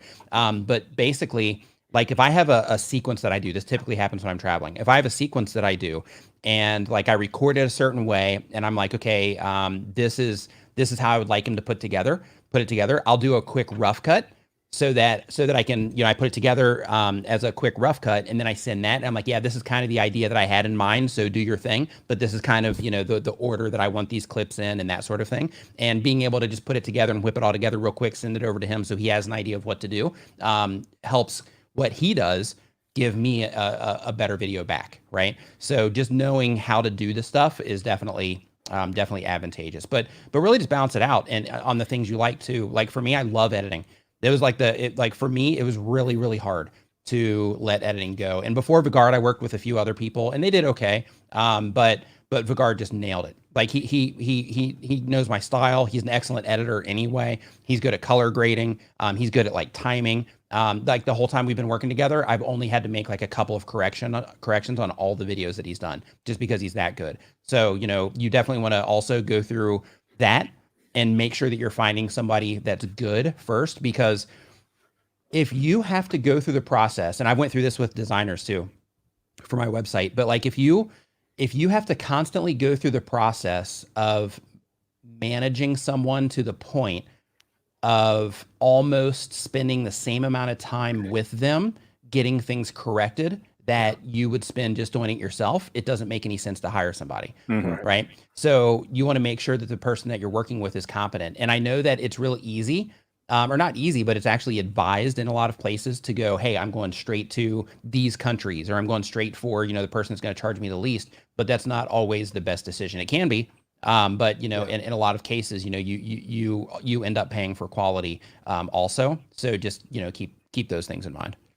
There's one question inside the Facebook chat I want to get to in just a moment, web by Anthony Chila. I want to kind of ask one question for both of you here. And I know it's kind of a hot question, but I know it's going through some people's minds right now. How much can a video content creator expect to pay for a video editor? Depends. It really depends. Some people will charge $500 a video. Some people will charge 20. So it really just depends on the type of content you have, what it is that you expect from them, their skill sets, how long they've been doing it for, how much you're actually giving them. So like, for example, if you're giving them like a lot of content, then they're most likely going to work out a better deal for you because you're keeping them busy compared to if you're just giving them, like 2 videos a month. Right. So really it can go either direction. You can find people on Fiverr that'll edit a video for you, like up to 10-minute video for like 20 to $30. That's so, a steal. It is, Yeah, it is. yeah. But in with those situations, you might get good quality out of it, but you might not also as well. There's also there's services, like Video Husky, for example, they're an editing service. You pay like a monthly fee. It's like, I think like $500, or they have like quarterly plans or whatever. And basically through them, you can just, you basically just upload your videos to them, and then they have a team of people that whatever editor gets your content, or whichever one you're working with through them, then they get it and they edit your videos that way. So in that case, you're buying into a service to where they're editing at scale. And because of that, you basically get a discount that way. There's another one called VidChops that's pretty much the same exact thing, to where it's basically a monthly fee. And then within that monthly fee, same thing with them. I think it's like $500. Then they give you literally unlimited videos is how they sell it. But unlimited also means that I think like you can only submit one video after the video is complete. And then you have the other one to where it's like, what is it? It's like unlimited videos, unlimited changes to the videos. But there's some like nuance of it that really means you can only give them a video like every 2 days or so. But regardless, it's still a great deal. $500, with either of those services, to where, it would take that off of your plate. So one thing to consider, like when it comes to all of this is, with YouTube ad revenue, people really discount YouTube ad revenue, and they look at ad revenue like, oh, well, it's nothing. And there's way better ways to make money in a lot of types of content, than ad revenue. Some types of content, if you're getting large volume of views, then ad revenue you can just crush it in ad revenue. But in the majority of content, your ad revenue isn't going to compare to other ways that you can make money on YouTube. So one thing that you can think about your ad revenue as, hey, I need to get my ad revenue to at least $500 a month so that I can use one of these services to start editing my videos so that I can spend more time making content, which then will help me balloon this whole thing up faster. That's brilliant. Great advice on that when it comes to AdSense. And I think that was one of the reasons why I finally justified where I was like, okay, come on, Dale, let's get us thinking video editor. Is there something that you can add to this, Dan? I mean, obviously in terms of cost, it definitely varies. When I was doing the research to try to find it, I mean, it really goes, the pricing is all over the place, and it also depends not only on, the services they provide, but the type of content that you do. Somebody who's doing a, talking head video like I do, there is, a certain level of editing that's not as complex as other things. I'm not, not asking for any amazing special effects or anything like that. Right. The other thing to consider, and we talked about it a little bit, is that, to Nick's point of knowing how to do what it is you're asking other people to do. Like when I started, I basically did a video and kind of stepped up my game and did it, not necessarily how I do every video. And I used it as the example to give to my editor and say, make my videos look like this, or, start here. Obviously they're much better editor than I am. And they took it to a higher level. But it definitely helps. One thing really quick that I just want to say, because we're sitting here and we're talking about like working with editors and stuff, and that's awesome. Yeah. But one thing that I do want to say, just in transparency, is like I just started doing that. Like Vigard, like I just started working with him probably a year and a half ago, maybe 2 years. I think maybe a year and a half ago. And like just right before that, I was at like Video Marketing World, and I, like Evan, he did his presentation, and I'm like, hands up in the back, asking him like, hey, when you're hiring people, what are you looking for? And I'm asking questions there. I was asking Sean Cannell at VidCon, not the one last year, but the one previous, I was asking him like, hey, like you have this team built out, what do you recommend? What are some things I need to look for, things I need to keep in mind, things like that. So like, it's easy for all of us to sit here and be like, yeah, work with editors, so on and so forth. But I just want you to know, if you're watching this and you're thinking like, like I wouldn't even know where to start on that. Like, we've all been through that situation too. So, like asking questions, like if you have them, like now is the time to ask, because you have 3 people on screen that are doing that. Just like I was asking Evan, just like I was asking Sean, just like, everybody here that's on screen has asked other people on, different aspects of what it is that they're doing. The same exact thing applies to you. Like now is the time. If you have questions about any of this stuff, make sure that you're not shy and that you don't feel intimidated in terms of like, oh, well, I don't want to ask that because I'm not ready for that yet. If you have a question, ask it because now's the time. Sorry, Dan. I just wanted to go ahead and that's good. Yeah. And I appreciate that, because it's so easy. And we've had conversations like this.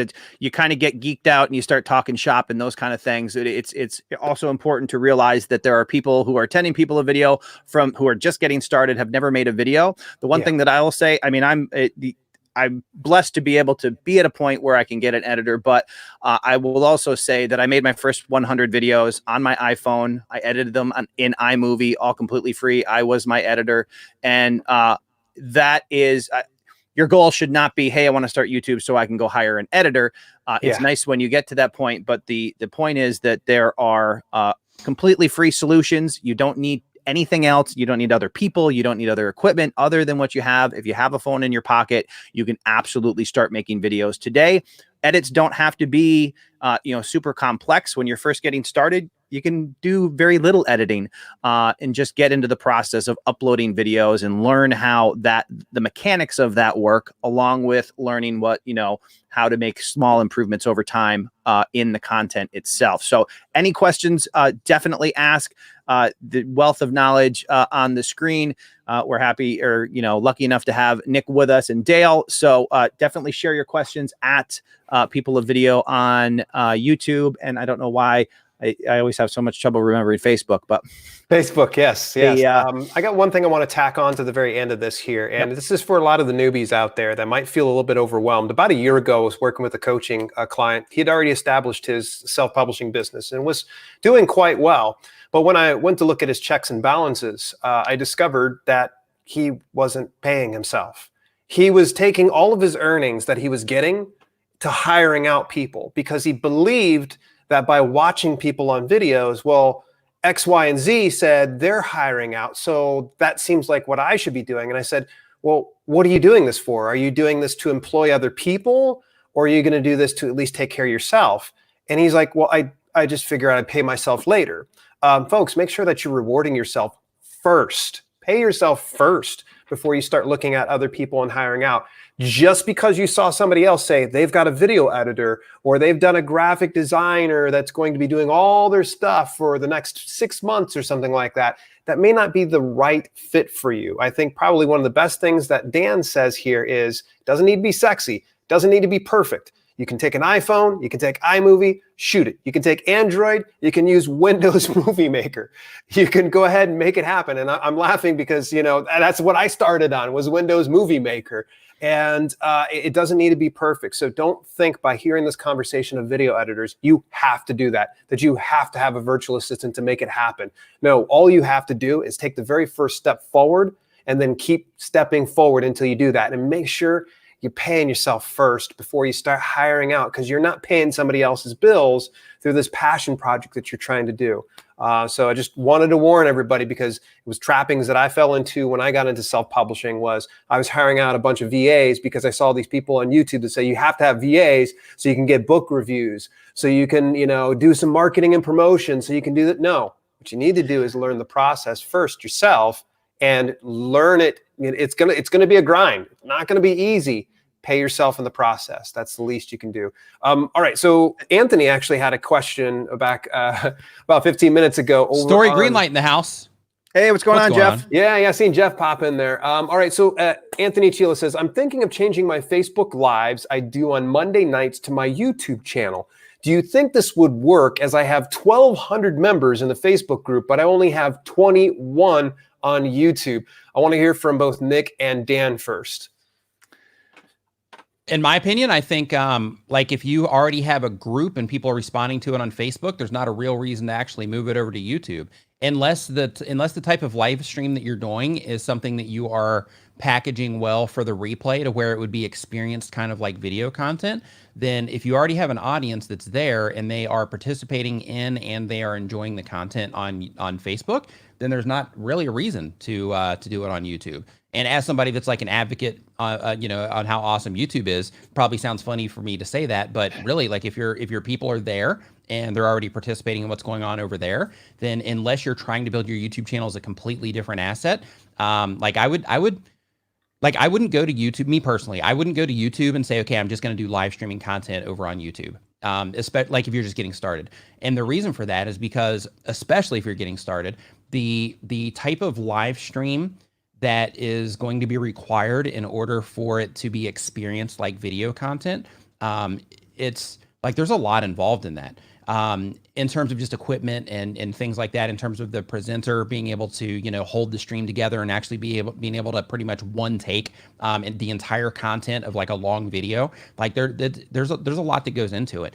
So like when it comes to channel growth on YouTube, like people do grow live streaming channels, but they're usually based around certain types of content, like you like gaming, of course, you know, because you can do the Let's Plays, and then of course, you know, the kids, you know, and not even kids. I mean, I'll watch that stuff too sometimes, but like the Let's Play stuff, people will do that live and they can grow channels on that. But in most cases, even with those, they don't get the results that they're after, because like when you're doing a Let's Play, for example, or even any type of live stream to YouTube, you're competing against so many awesome pieces of video content that it becomes really difficult to be able to throw your hat in the ring at all.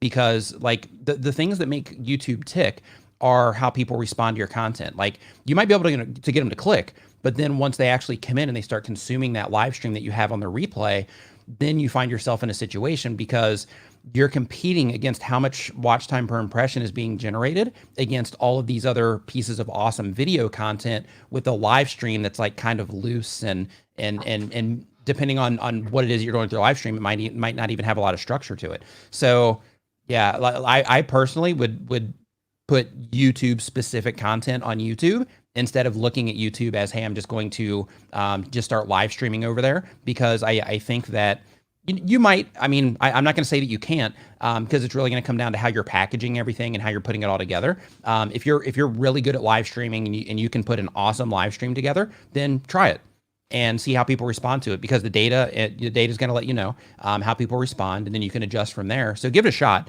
Always give it a shot. If you like, everybody watching this, if you're thinking like, should I do this on TikTok? Should I do this on YouTube? Should I do it on Instagram? Should I try it on Facebook? Like if you're having those thoughts, try it, because, that might end up being the avenue for you. However, just be mindful when you go on there that you're going to have to rely on the data in order to really see if that's a good decision or not. But I'm going to guess, I could be wrong, but I'm going to guess that that if you've already got a group of people that are hanging out on Facebook, but you have 20 subscribers on YouTube, if you're going to use it as a growth thing for YouTube, I personally think that you probably have your work ahead of you, depending on the type of content that you're putting out. Dan? Yeah, and I kind of approach the whole, for lack of a better term, social media strategy in similar to some financial advice that I follow as well. And that is, if you're trying to give max effort to something, or for example, pay off a bill, it doesn't make sense to send $10 a month to 5 different ones. You want to get as much focused energy on one thing as possible. So I tend to say, hey, if you've already got your foot in the door on Facebook and you already have an audience there, then I would be spending, call it 90% or more of my effort on growing that and establishing that. As far as going to YouTube, like Nick said, I personally, if I wanted to take something related to gaming and try to get my foot in the door on YouTube, the last thing I would do is just live streaming Let's Plays.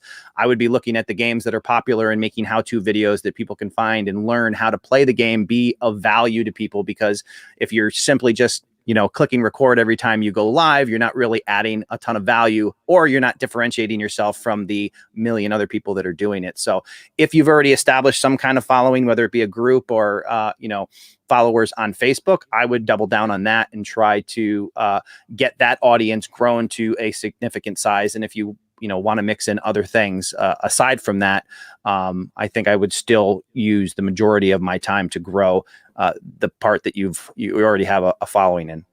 Another thing too is ask your Facebook group. Ask them. Say, hey, if I did this on YouTube, because it'll be extra work for me. If I do this on YouTube, how many of you would actually leave Facebook and go over to YouTube to watch my streams over there? See what they say. Yeah, the Facebook groups can be quite lucrative, and this is something I've leaned heavily into and some of the content I've been producing over on YouTube, not just on my self-publishing channel, but also on live streaming tech.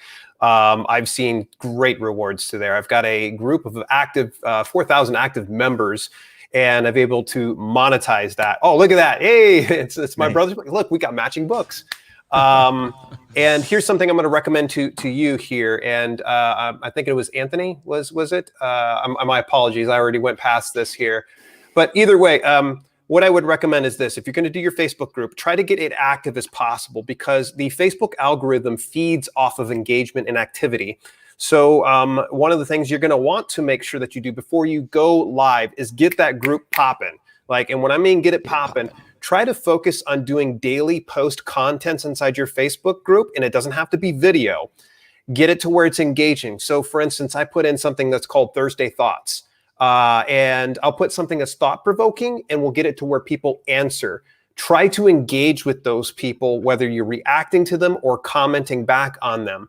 Get it to where it's firing off. Build awareness of you going live inside your Facebook group. So that way people will show up, because then you want to get the engagement going and popping off, because it's going to invite more members to come in.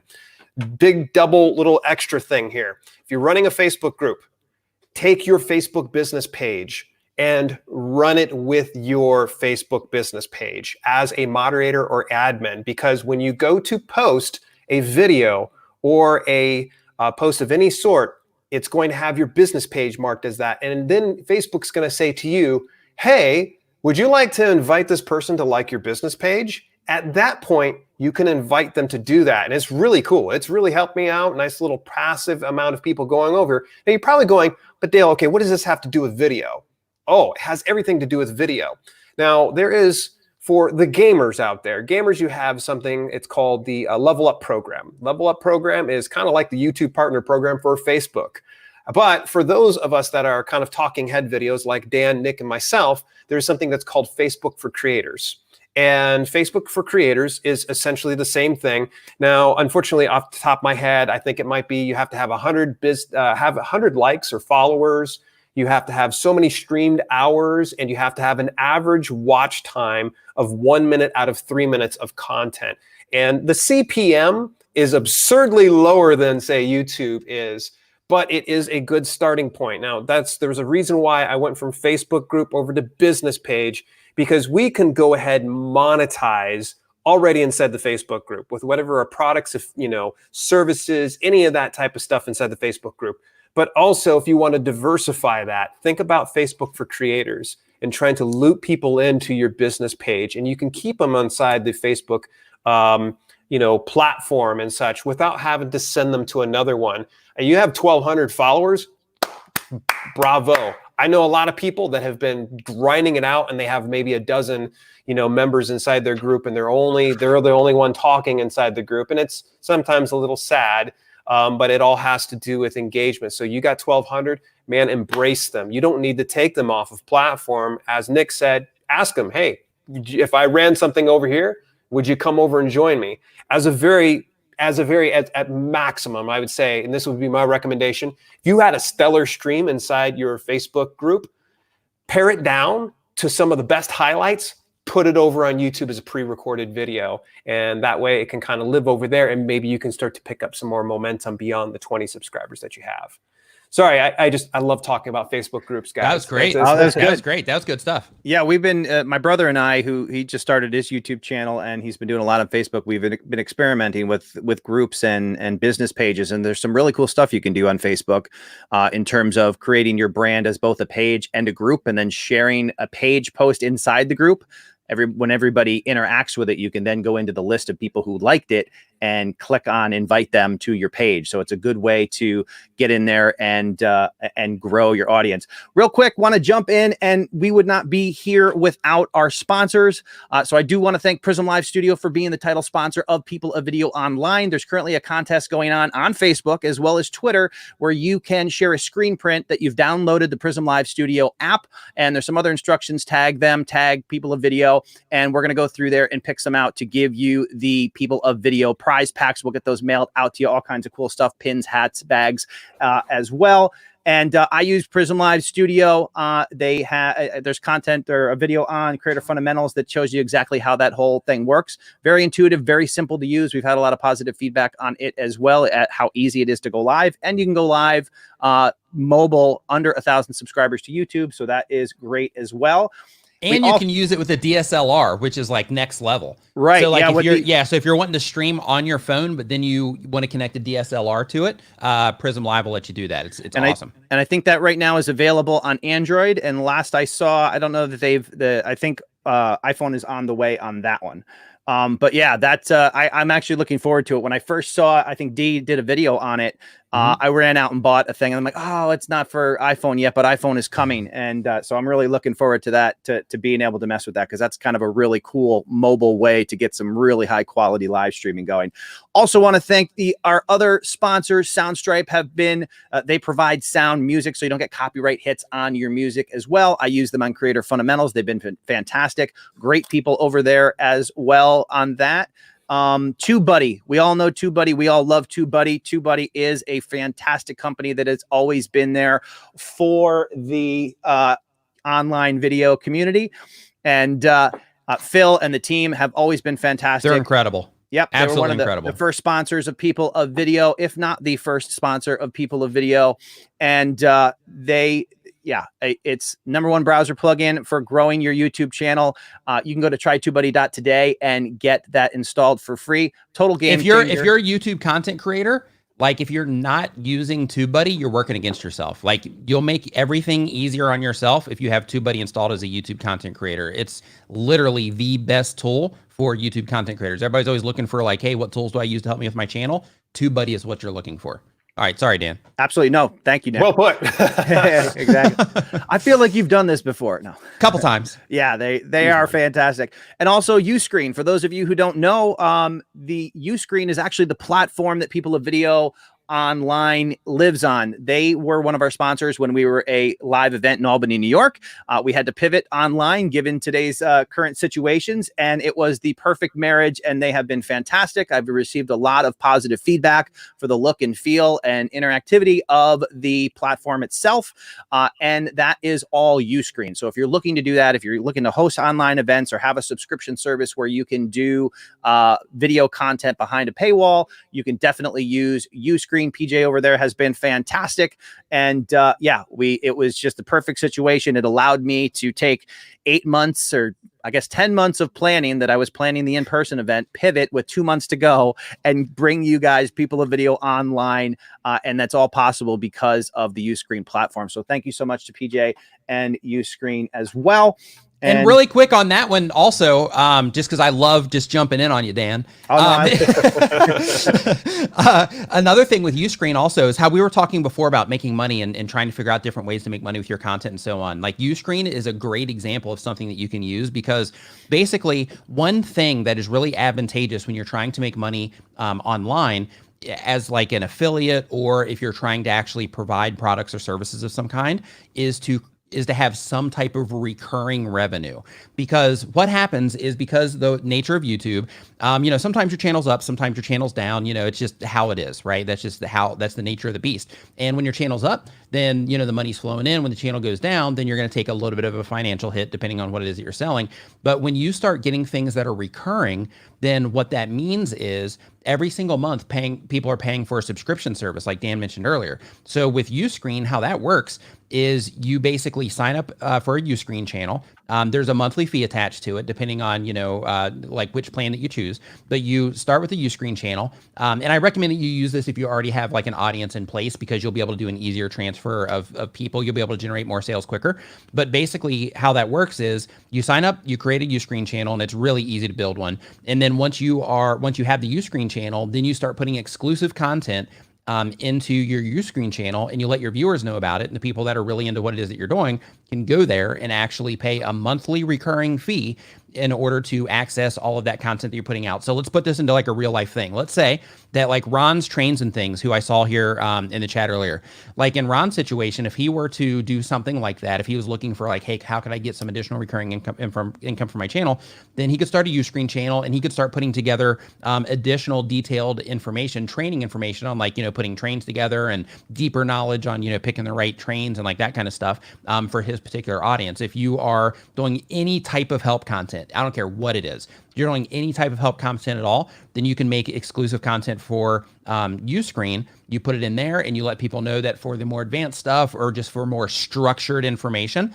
Because here's the thing with YouTube, once you get a bunch of videos in there, it's really hard to find. Like, you got to watch hundreds and hundreds of videos on somebody's channel in order to really find the information that you're looking for. But with Uscreen, you just build a structured program for people to where they can go in, they can see exactly, oh, this handful of videos is about this. That's what I'm looking for. So I'm going to go in and I'm going to click on, those particular videos.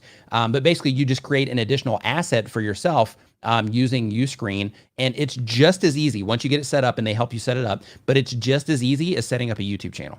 So if you can upload to YouTube, you can do the same exact thing for Uscreen, except you're getting money from the people that you're sending over there.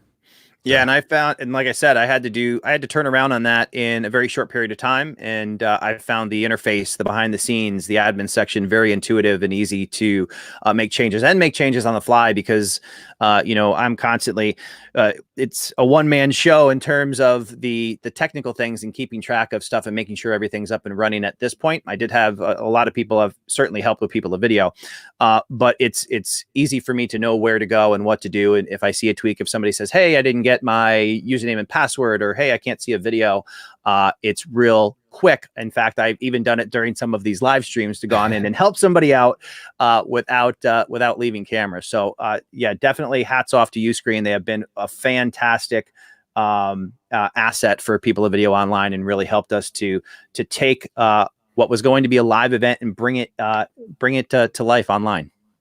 Yeah, I got a question for you guys before we get the others. We had questions rolling in, by the way. Yep. Okay. You guys know what I like better than pizza and ice cream?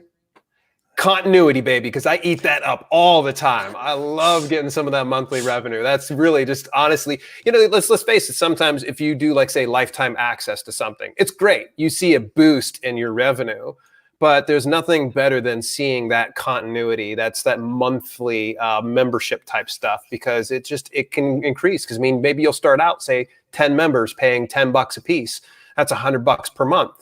And then it can increase to 20, and then it can increase to 50, and then increase to 100. It's It's fantastic. All right, but let's get over to some of these questions. I want to jump on one thing real quick. Yeah. And I am going through the chat right now and handling questions, and also they're comments. loading us up. Just in relation to the Prism Live Studio contest that we're doing, House of Lee NYC asks, what do we do once we download Prism? Just do a screen print of your of the either app on your desktop on your phone, and post that on social media, and then tag at People of Video, at Prism Live Studio. Use the hashtag People of Video, and we will be out on the lookout for those. And I'm going to go out probably this coming week and identify you guys and get you some cool merch in the mail. So, let me know, Dale, if you find the question, let me know, and I'll look for it and get it on screen while you're. I've got quite a few things here, actually. I've backtracked. We apologize if we missed your question and such, and we're going to try to do our best to cover them. Ron's Trains and Things. I recognize Ron from Nick's chat. You always know they're Nimminati. It's like, all right, I know that person. Just like Launchpad Astronomy. I was like, I know you, dude. So that's kind of a cool thing about community. But at any rate, Ron says this: as my channel influence grows and as I expand from there into other connected ventures, should I set my brand up as an LLC? Now, this is kind of a loaded question. Nick, I'm going to go ahead and let you take the lead on this one. Yeah, I think you should. The reason that I think that you should is because one, it just makes it easier to manage personal finance and business finance. In addition to that, you also can help yourself out on the tax side of things because of that particular split by itself. And it also adds like a layer of protection to what it is that you're doing. So when it comes to YouTube with your specific content, I'm not really sure if you really need that protection, but just to be on the safe side, just in case something ends up going wrong somewhere, then having that extra protection can be advantageous.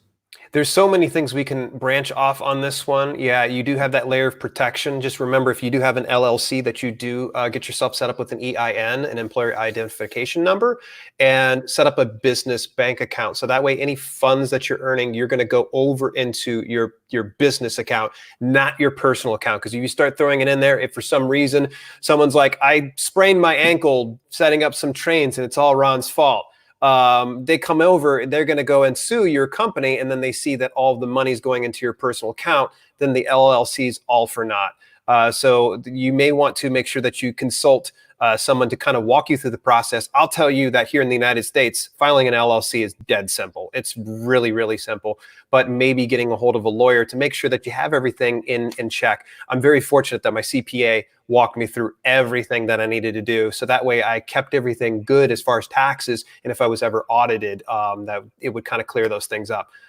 Dan, is there anything you want to add to that one at all?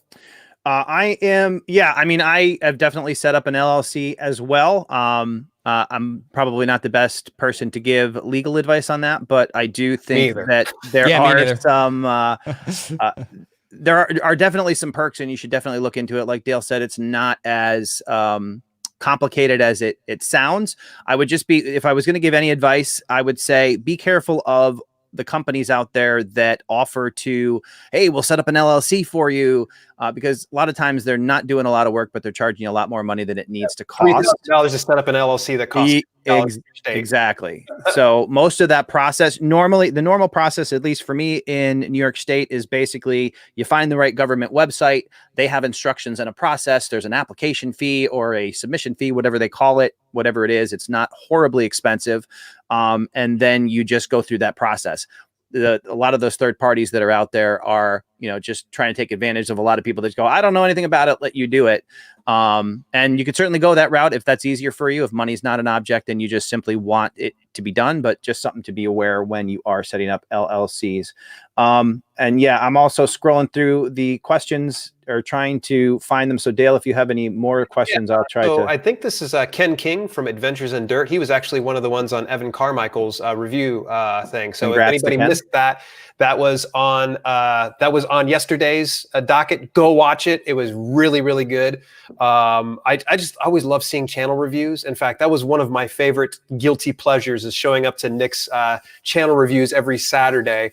I'm sure though he probably got burnt out on doing it for like the past 3 years. Yes. Since we're talking about Evan, go ahead and drop this one on there too. Yeah. Awesome. So I ordered 3 of these because I know the value that Evan brings. So I ordered 3 of these, one for myself, one for my brother, and one that I can give to a random friend as well. Yeah, Evan's a good dude. But at any rate, so Ken says this, can you successfully cross-promote podcast and YouTube audiences, or are they just too different to care about each other? Absolutely, you can. I do that without question. You can cross promote. So in my podcast, I'll occasionally mention it's still a new podcast too, but I'll occasionally mention my YouTube channel, and I have people in my comments that will say that they came over from my podcast, and then the same exact thing applies to where every now and then I'll mention in a video that I have a podcast, just to spread awareness about it from time to time. And every single time I do that, I'll see a spike in viewership for that week that I mentioned the thing. So without question, people transfer over. Yeah, Dan. I am responding to. He's like, not right now. Yeah, keep talking. Not now. Yeah. All right. So for me, I do the same thing Nick does. It's just building that awareness. So in each of my video descriptions, there's a link to my podcast that people can go to. And vice versa. Inside my podcast, I mentioned my YouTube channel. So for instance, with Nick, as soon as he told me he had a podcast, I was done. Subscribed to him because I was like, oh, I can listen to him while I work out, because I'm, huge fan of listening to podcasts, and I'm a huge fan of watching Nick. Why wouldn't I? There's going to be some audiences that don't listen to podcasts. There's going to be some audiences that don't bother with YouTube. I wouldn't worry about that. Try to focus on it's a simple call to action. Hey, if you're enjoying some of this content, make sure that you subscribe to me over at iHeartRadio, where I talk about crocheting doilies for baby sharks. You do that too? That's actually a side hobby of mine. Yeah, that's interesting. I didn't know that you did that also. It's my favorite. What can I say? But always cross promote. So for instance, one of the things I've built into my specific workflow at the very beginning, this is something I always learn from Nick, is going into the YouTube, always kind of lead with your mission, your creed. So for instance, I'll go into my thing, hey, I'm Dale. I'm Dale L. Roberts, a best-selling author as well as a self-publishing advocate who wants to show you how to publish books that sell. And if you want that too, make sure, of course, you subscribe. And also follow me over at twitch.tv/self-publish, where I'm going to show you exactly how to write and self-publish like a pro. And then people are like, oh my gosh, he's at Twitch. I was able to interweave that. So think about the platform that you would like to send people to. Just be very careful about sending them off platform, because if for some reason you're trying to grow your presence on YouTube and you're going, I don't understand this. My Twitch channel is doing really good, but my YouTube is just absolutely poo-poo. You're probably sending them to the wrong things. But so just be very calculated in how you do it. But as far as cross-promoting podcasts with video, abso-friggin-lutely. Now, don't make this mistake. All right, this is something I've done, and I know that there's a number of the people out there that are dispensing this advice. Stripping MP3 from your YouTube video and putting it over as a podcast just doesn't work, guys. And especially when people are like, subscribe and ring the bell notification. I'm listening to you on a podcast. How can I do that? It doesn't quite equate. Now, there are some exceptions to the rule, but it's very few exceptions to the rule. So if you're going to do a podcast, do a podcast. If you're going to do I think a cool thing. YouTube. I think a cool thing about podcasts and YouTube, I think a really cool thing about it is they complement each other. And the cool thing about that is that, like Dale was saying, that he watches my videos, and then as soon as he heard that I have a podcast, he's like, oh, I'll go do that so that I can listen to it while I'm doing XYZ. And in that situation, you wouldn't be able to watch videos. So the cool thing about it, in my opinion, is that you're making the type of content that you create available for the people that watch your stuff or that are involved with what it is that you're doing. You're making it available for them where it's the most convenient for them at whatever point in time that they can consume it. So like for people that are watching the video content in that situation, they get presented it on YouTube and they have that time, so they go watch it there. But while they're at the gym or while they're driving somewhere or, while they're just hanging out doing something else, on a walk, whatever, then they're able to consume that podcast as well. So I think that they go very well together. And just to circle back around, I have yet to successfully relaunch my podcast, given all the stuff that I've been doing with people of video. So hopefully later this year. I know we recorded an episode with Dale a while back, and we are going to get that out and published. But yes, absolutely. When I do that, I will be sure to, cross-pollinate those two audiences. So people who find both valuable will be able to, participate on both sides.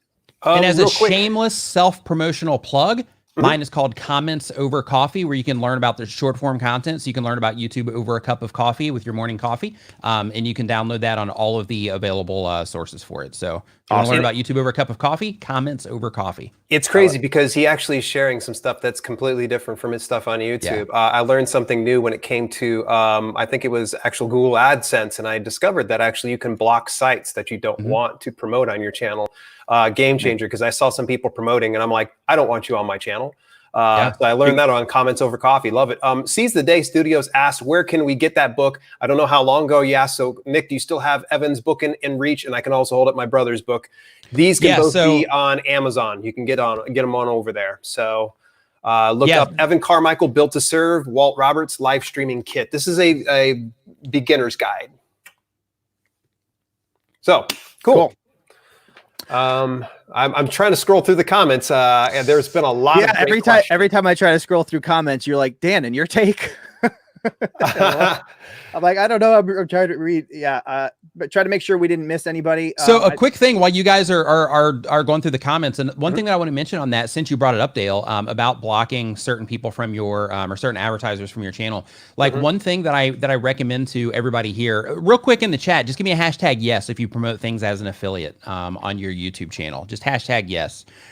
And while I'm waiting for that to come in, I'm just curious, just for when I'm sharing this information. But basically, one thing that you might find is that when you are promoting things as an affiliate on YouTube, that makes it easy for companies to be able to notice, hey, we're getting a lot of traffic from, this particular source.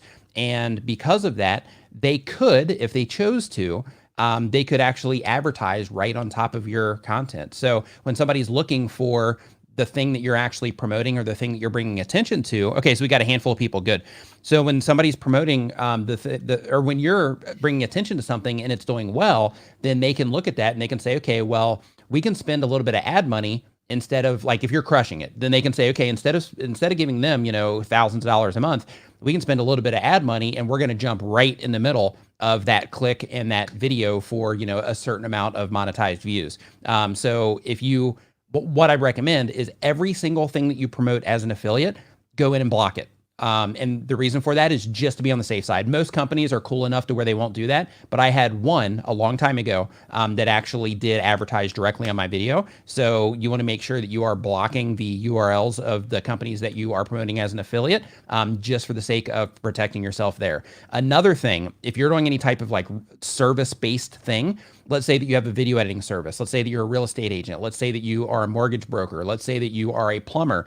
Whatever the thing is for you, other companies, your competitors, if you're trying to grow your YouTube channel organically so that you can become a source of information and get known in your local market, your competitors can advertise directly on your videos. So the same exact thing applies to them, where just keep an eye on what's happening. And you can even ask people, like people that hey, anytime you're watching my content, if you see a competitor pop up there, grab the URL. Grab the URL of whatever it is that they're doing, because then you can go into your AdSense account and you can literally just cut them off at the head, so that they don't have the opportunity to advertise on all of your hard work. So just another little side tip for you there. That was one of my issues. And when you said that, it was like literally I'm working out and I hear that and I raced back up to my apartment. I was like, oh, we're blocking those like right now, because I wasn't aware that you could do that. And I had actually, reached out to Nick a few months ago, and I'm like, hey, I just wanted to let you know this particular company that doesn't really, follow the same ideals that we do as advertising on our channels. You do have the ability to control that to a certain degree. So that is definitely helpful. We have another question out there from Sweeney Dunston. People video, what percentage of ad revenue would you say is average to pay yourself after holding taxes and such? This refers to a conversation we were having earlier. Do you guys have any recommendations of what percentage you should continue to reinvest versus take some of that pay yourself first, as Dale was mentioning? Personally, I think that it just comes down to what it is that you're doing. So like for me, it's really cheap to live where I live. So because of that, like any money that comes in, like I'll leave some of it in the business account, of course, in order to make sure that everything on the business side is taken care of for, considerable amount of time.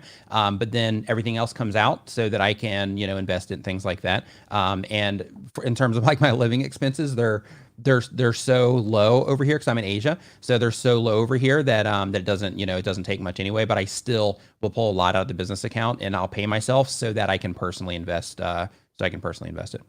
Yeah. When it comes to paying yourself and such, what I will say is I always started out with this. Take 25% of your income that you're getting from any of your revenue as a business and put it towards taxes automatically. Do not touch that. You will thank me later because I'll tell you that my wife and I have paid some hefty amount of taxes every year. Anytime someone says, I got a great return this year, I'm like, shut up. You should move out of the country, Dale. Yeah, there we go. Yeah. I don't think Kelly's keen on that idea. Yeah. But take 25%, put it off to the side. And I think from that point on, set percentages aside for certain things. So let's say I'm just going to throw these are arbitrary numbers, just pulling out of the clouds here. You take 25% and put it towards business savings. Take 25%, put it towards business investment. Take 25% and you put it towards yourself. Figure that out, but at least take a quarter of this. This is something actually I learned from a former pro wrestler, Lance Storm, he used to be part of WWF, and he was actually able to retire at 38 years old. And why was he able to do that? Is because he took a lot of his money and saved it aside. And one of the things he taught us was always take a quarter of your earnings, put it into a savings account. Do not touch it. That is strictly for taxes only. And if you have money beyond that, keep it in that account. You can always switch it over into like a savings of some sort and it starts to accrue some type of interest on it. But either way, you'll always have that nest egg that covers taxes. So that way, when it comes time to pay the tax man, you're not going and looking at a $30,000 bill going, and you've already spent all of it. And I almost always I tell people, I can't stress this enough, take 25%, put it into taxes. This was a valuable lesson I learned. And every year when it comes time to pay taxes, my wife and I aren't freaking out. Of course, we're not the happiest people in the world, but then again, I mean, who is it's the cost of doing business? Like it's a business expense. Like that's part of the gig. Like unless you can whittle them down, like all of that stuff that's on the professional side of things. Like all of that is just part of the it's part of the gig. It's part of the bag. Yep. You have to kind of get used to that. But we're getting loaded up with so much great stuff now. I see there's other Facebook questions and such like that. I would love to keep talking about that stuff. I'm just going to shamelessly plug my own channel. I actually have a Facebook video series that has been launching out. It'll be over the next month. And someone asked me if there's going to be a webinar. I'm going to do you one better. I'm just going to do a live stream over on my channel. It's going to be mid-May. And if you're following me over there, you can learn so much more about that because someone was asking about a mentorship tab, things like that. It gets so in depth. Honestly, I don't want to eat up. And especially we're getting down to like the last 4 or 5 minutes. Guys, we filled an entire 2 freaking hours. How did we do that? When you're talking about this stuff, it's really easy to lose time. And the great thing is the first live stream is ending. The next live stream to wrap up People of Video is from 3 p.m. to 5 p.m. today. And you have all the videos that were released this morning to fill up the time in between. So definitely check them out. We have presentations by some amazing presenters out there. Tim Schmoyer is out there, Roberto Blake. And just real quick, I had a very lengthy conversation with Roberto, I think it was yesterday.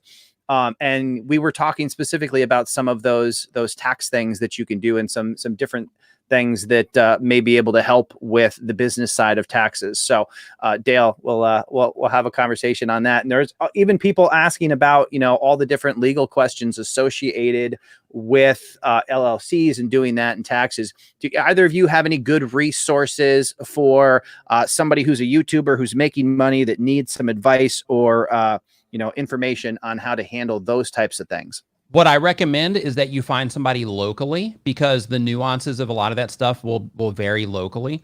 So I would find somebody local to you. So I would just start asking around your business community, go to like your local chamber of commerce. They'll have recommendations for you. And I would take that approach so that you can make sure that you're being able to take advantage of all of the different tax breaks that you might get locally as well. So I would look into it locally if it was me. Yeah, Awesome. That's a great suggestion. For me, I would recommend, I'm a networking fanatic. I love to network with people and chat and meet new people.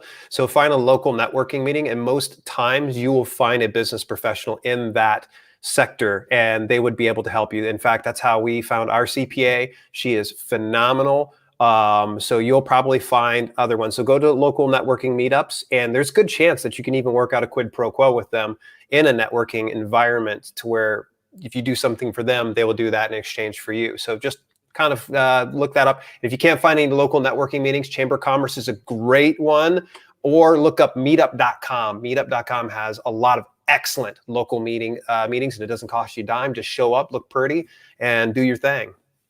And just as a heads up too, I did a, for everybody that's wanting to know about the tax stuff and all of that, I interviewed, I think it was like 2 years ago, I interviewed a couple of tax professionals on my channel. So if you just look for like YouTube taxes, Nick Nimmin on through YouTube search, then it'll pop up. But that might answer some of the questions that you have also. Awesome. We're into the final minute. Nick, you want to let everybody know where they can find you out there on the socials? nicknimmin.com. Go there. All roads lead to Rome from there. So just go to nicknimmin.com, and then you can find me there. And I also want to just encourage everybody that is participating in the People of Video. Like if you're watching the presentations, you're learning from them, definitely feel free to, not even feel free, like we encourage you to give feedback, because, you know, when all of the people that are presenting are sharing the information they have, the feedback lets us know, and you can share the nice stuff, but also share, you know, any holes that we might not have filled, because that helps us put better content out for you in the future as well. So when you come back next year, you know, we can make sure that we, you know, do that in a better way for you and all that. So any opinions that you have, or any suggestions that you have, or just any general feedback on, hey, I picked up this tidbit from this particular, you know, presenter, like definitely share that so that we can, you know, always just keep improving everything it is that we're doing for you. Awesome, Nick. Any closing remarks, Dale? You want to let people know where they can find you? They're going to find me right here. Actually, again, between 3 and 5 o'clock, we have a panel of people that's going to be in and out. So you'll see my pretty face every now and then. I'll duck out so I can make room for other people, but I'll still be there, promise you. This has been a fantastic time, Nick. I was looking forward to being able to chat it up with you. It's always a blast. Yeah, likewise. I'm glad your camera didn't fail again, because I noticed that you lost a layer of clothing. What would have happened if you? I completely changed the camera. So basically, the other camera's over there, and so I grabbed this one and set this one up really quick and got it all plugged in and basically switched. So yeah, I'm gonna have to replace that. Well, I think when you started, you were wearing something completely different as well. Yeah, I was wearing the hoodie. It's hot in here. Yeah, it's hot. So I was like, yeah, you know what? Because I turned the aircon down for you know, like when I go live. So so it's just a little bit warmer than I had anticipated. So I had to shed that layer. But yeah, one more camera change. Yeah, it wouldn't have been pretty. I can tell you that much. All right. I want to thank everyone. Really quickly. I'm sorry. You said, where can you reach me? 3 at 5 o'clock today. Get a hold of me. And if you want to learn more about the Facebook group, I know some people, again, just go ahead, follow me over at Self Publishing with Dale here on YouTube, and you'll get more of some information there. Awesome.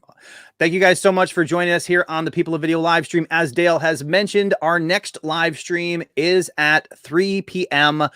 On Facebook, on YouTube, and also now successfully streaming on peopleofvideoonline.com. As you can see at the bottom of the screen, if you are watching the live stream but you don't have tickets, over 20 speakers have shared their inside tips, tricks, and strategies. Go to peopleofvideoonline.com and grab your tickets. We'll see you again at 3 o'clock. Take care.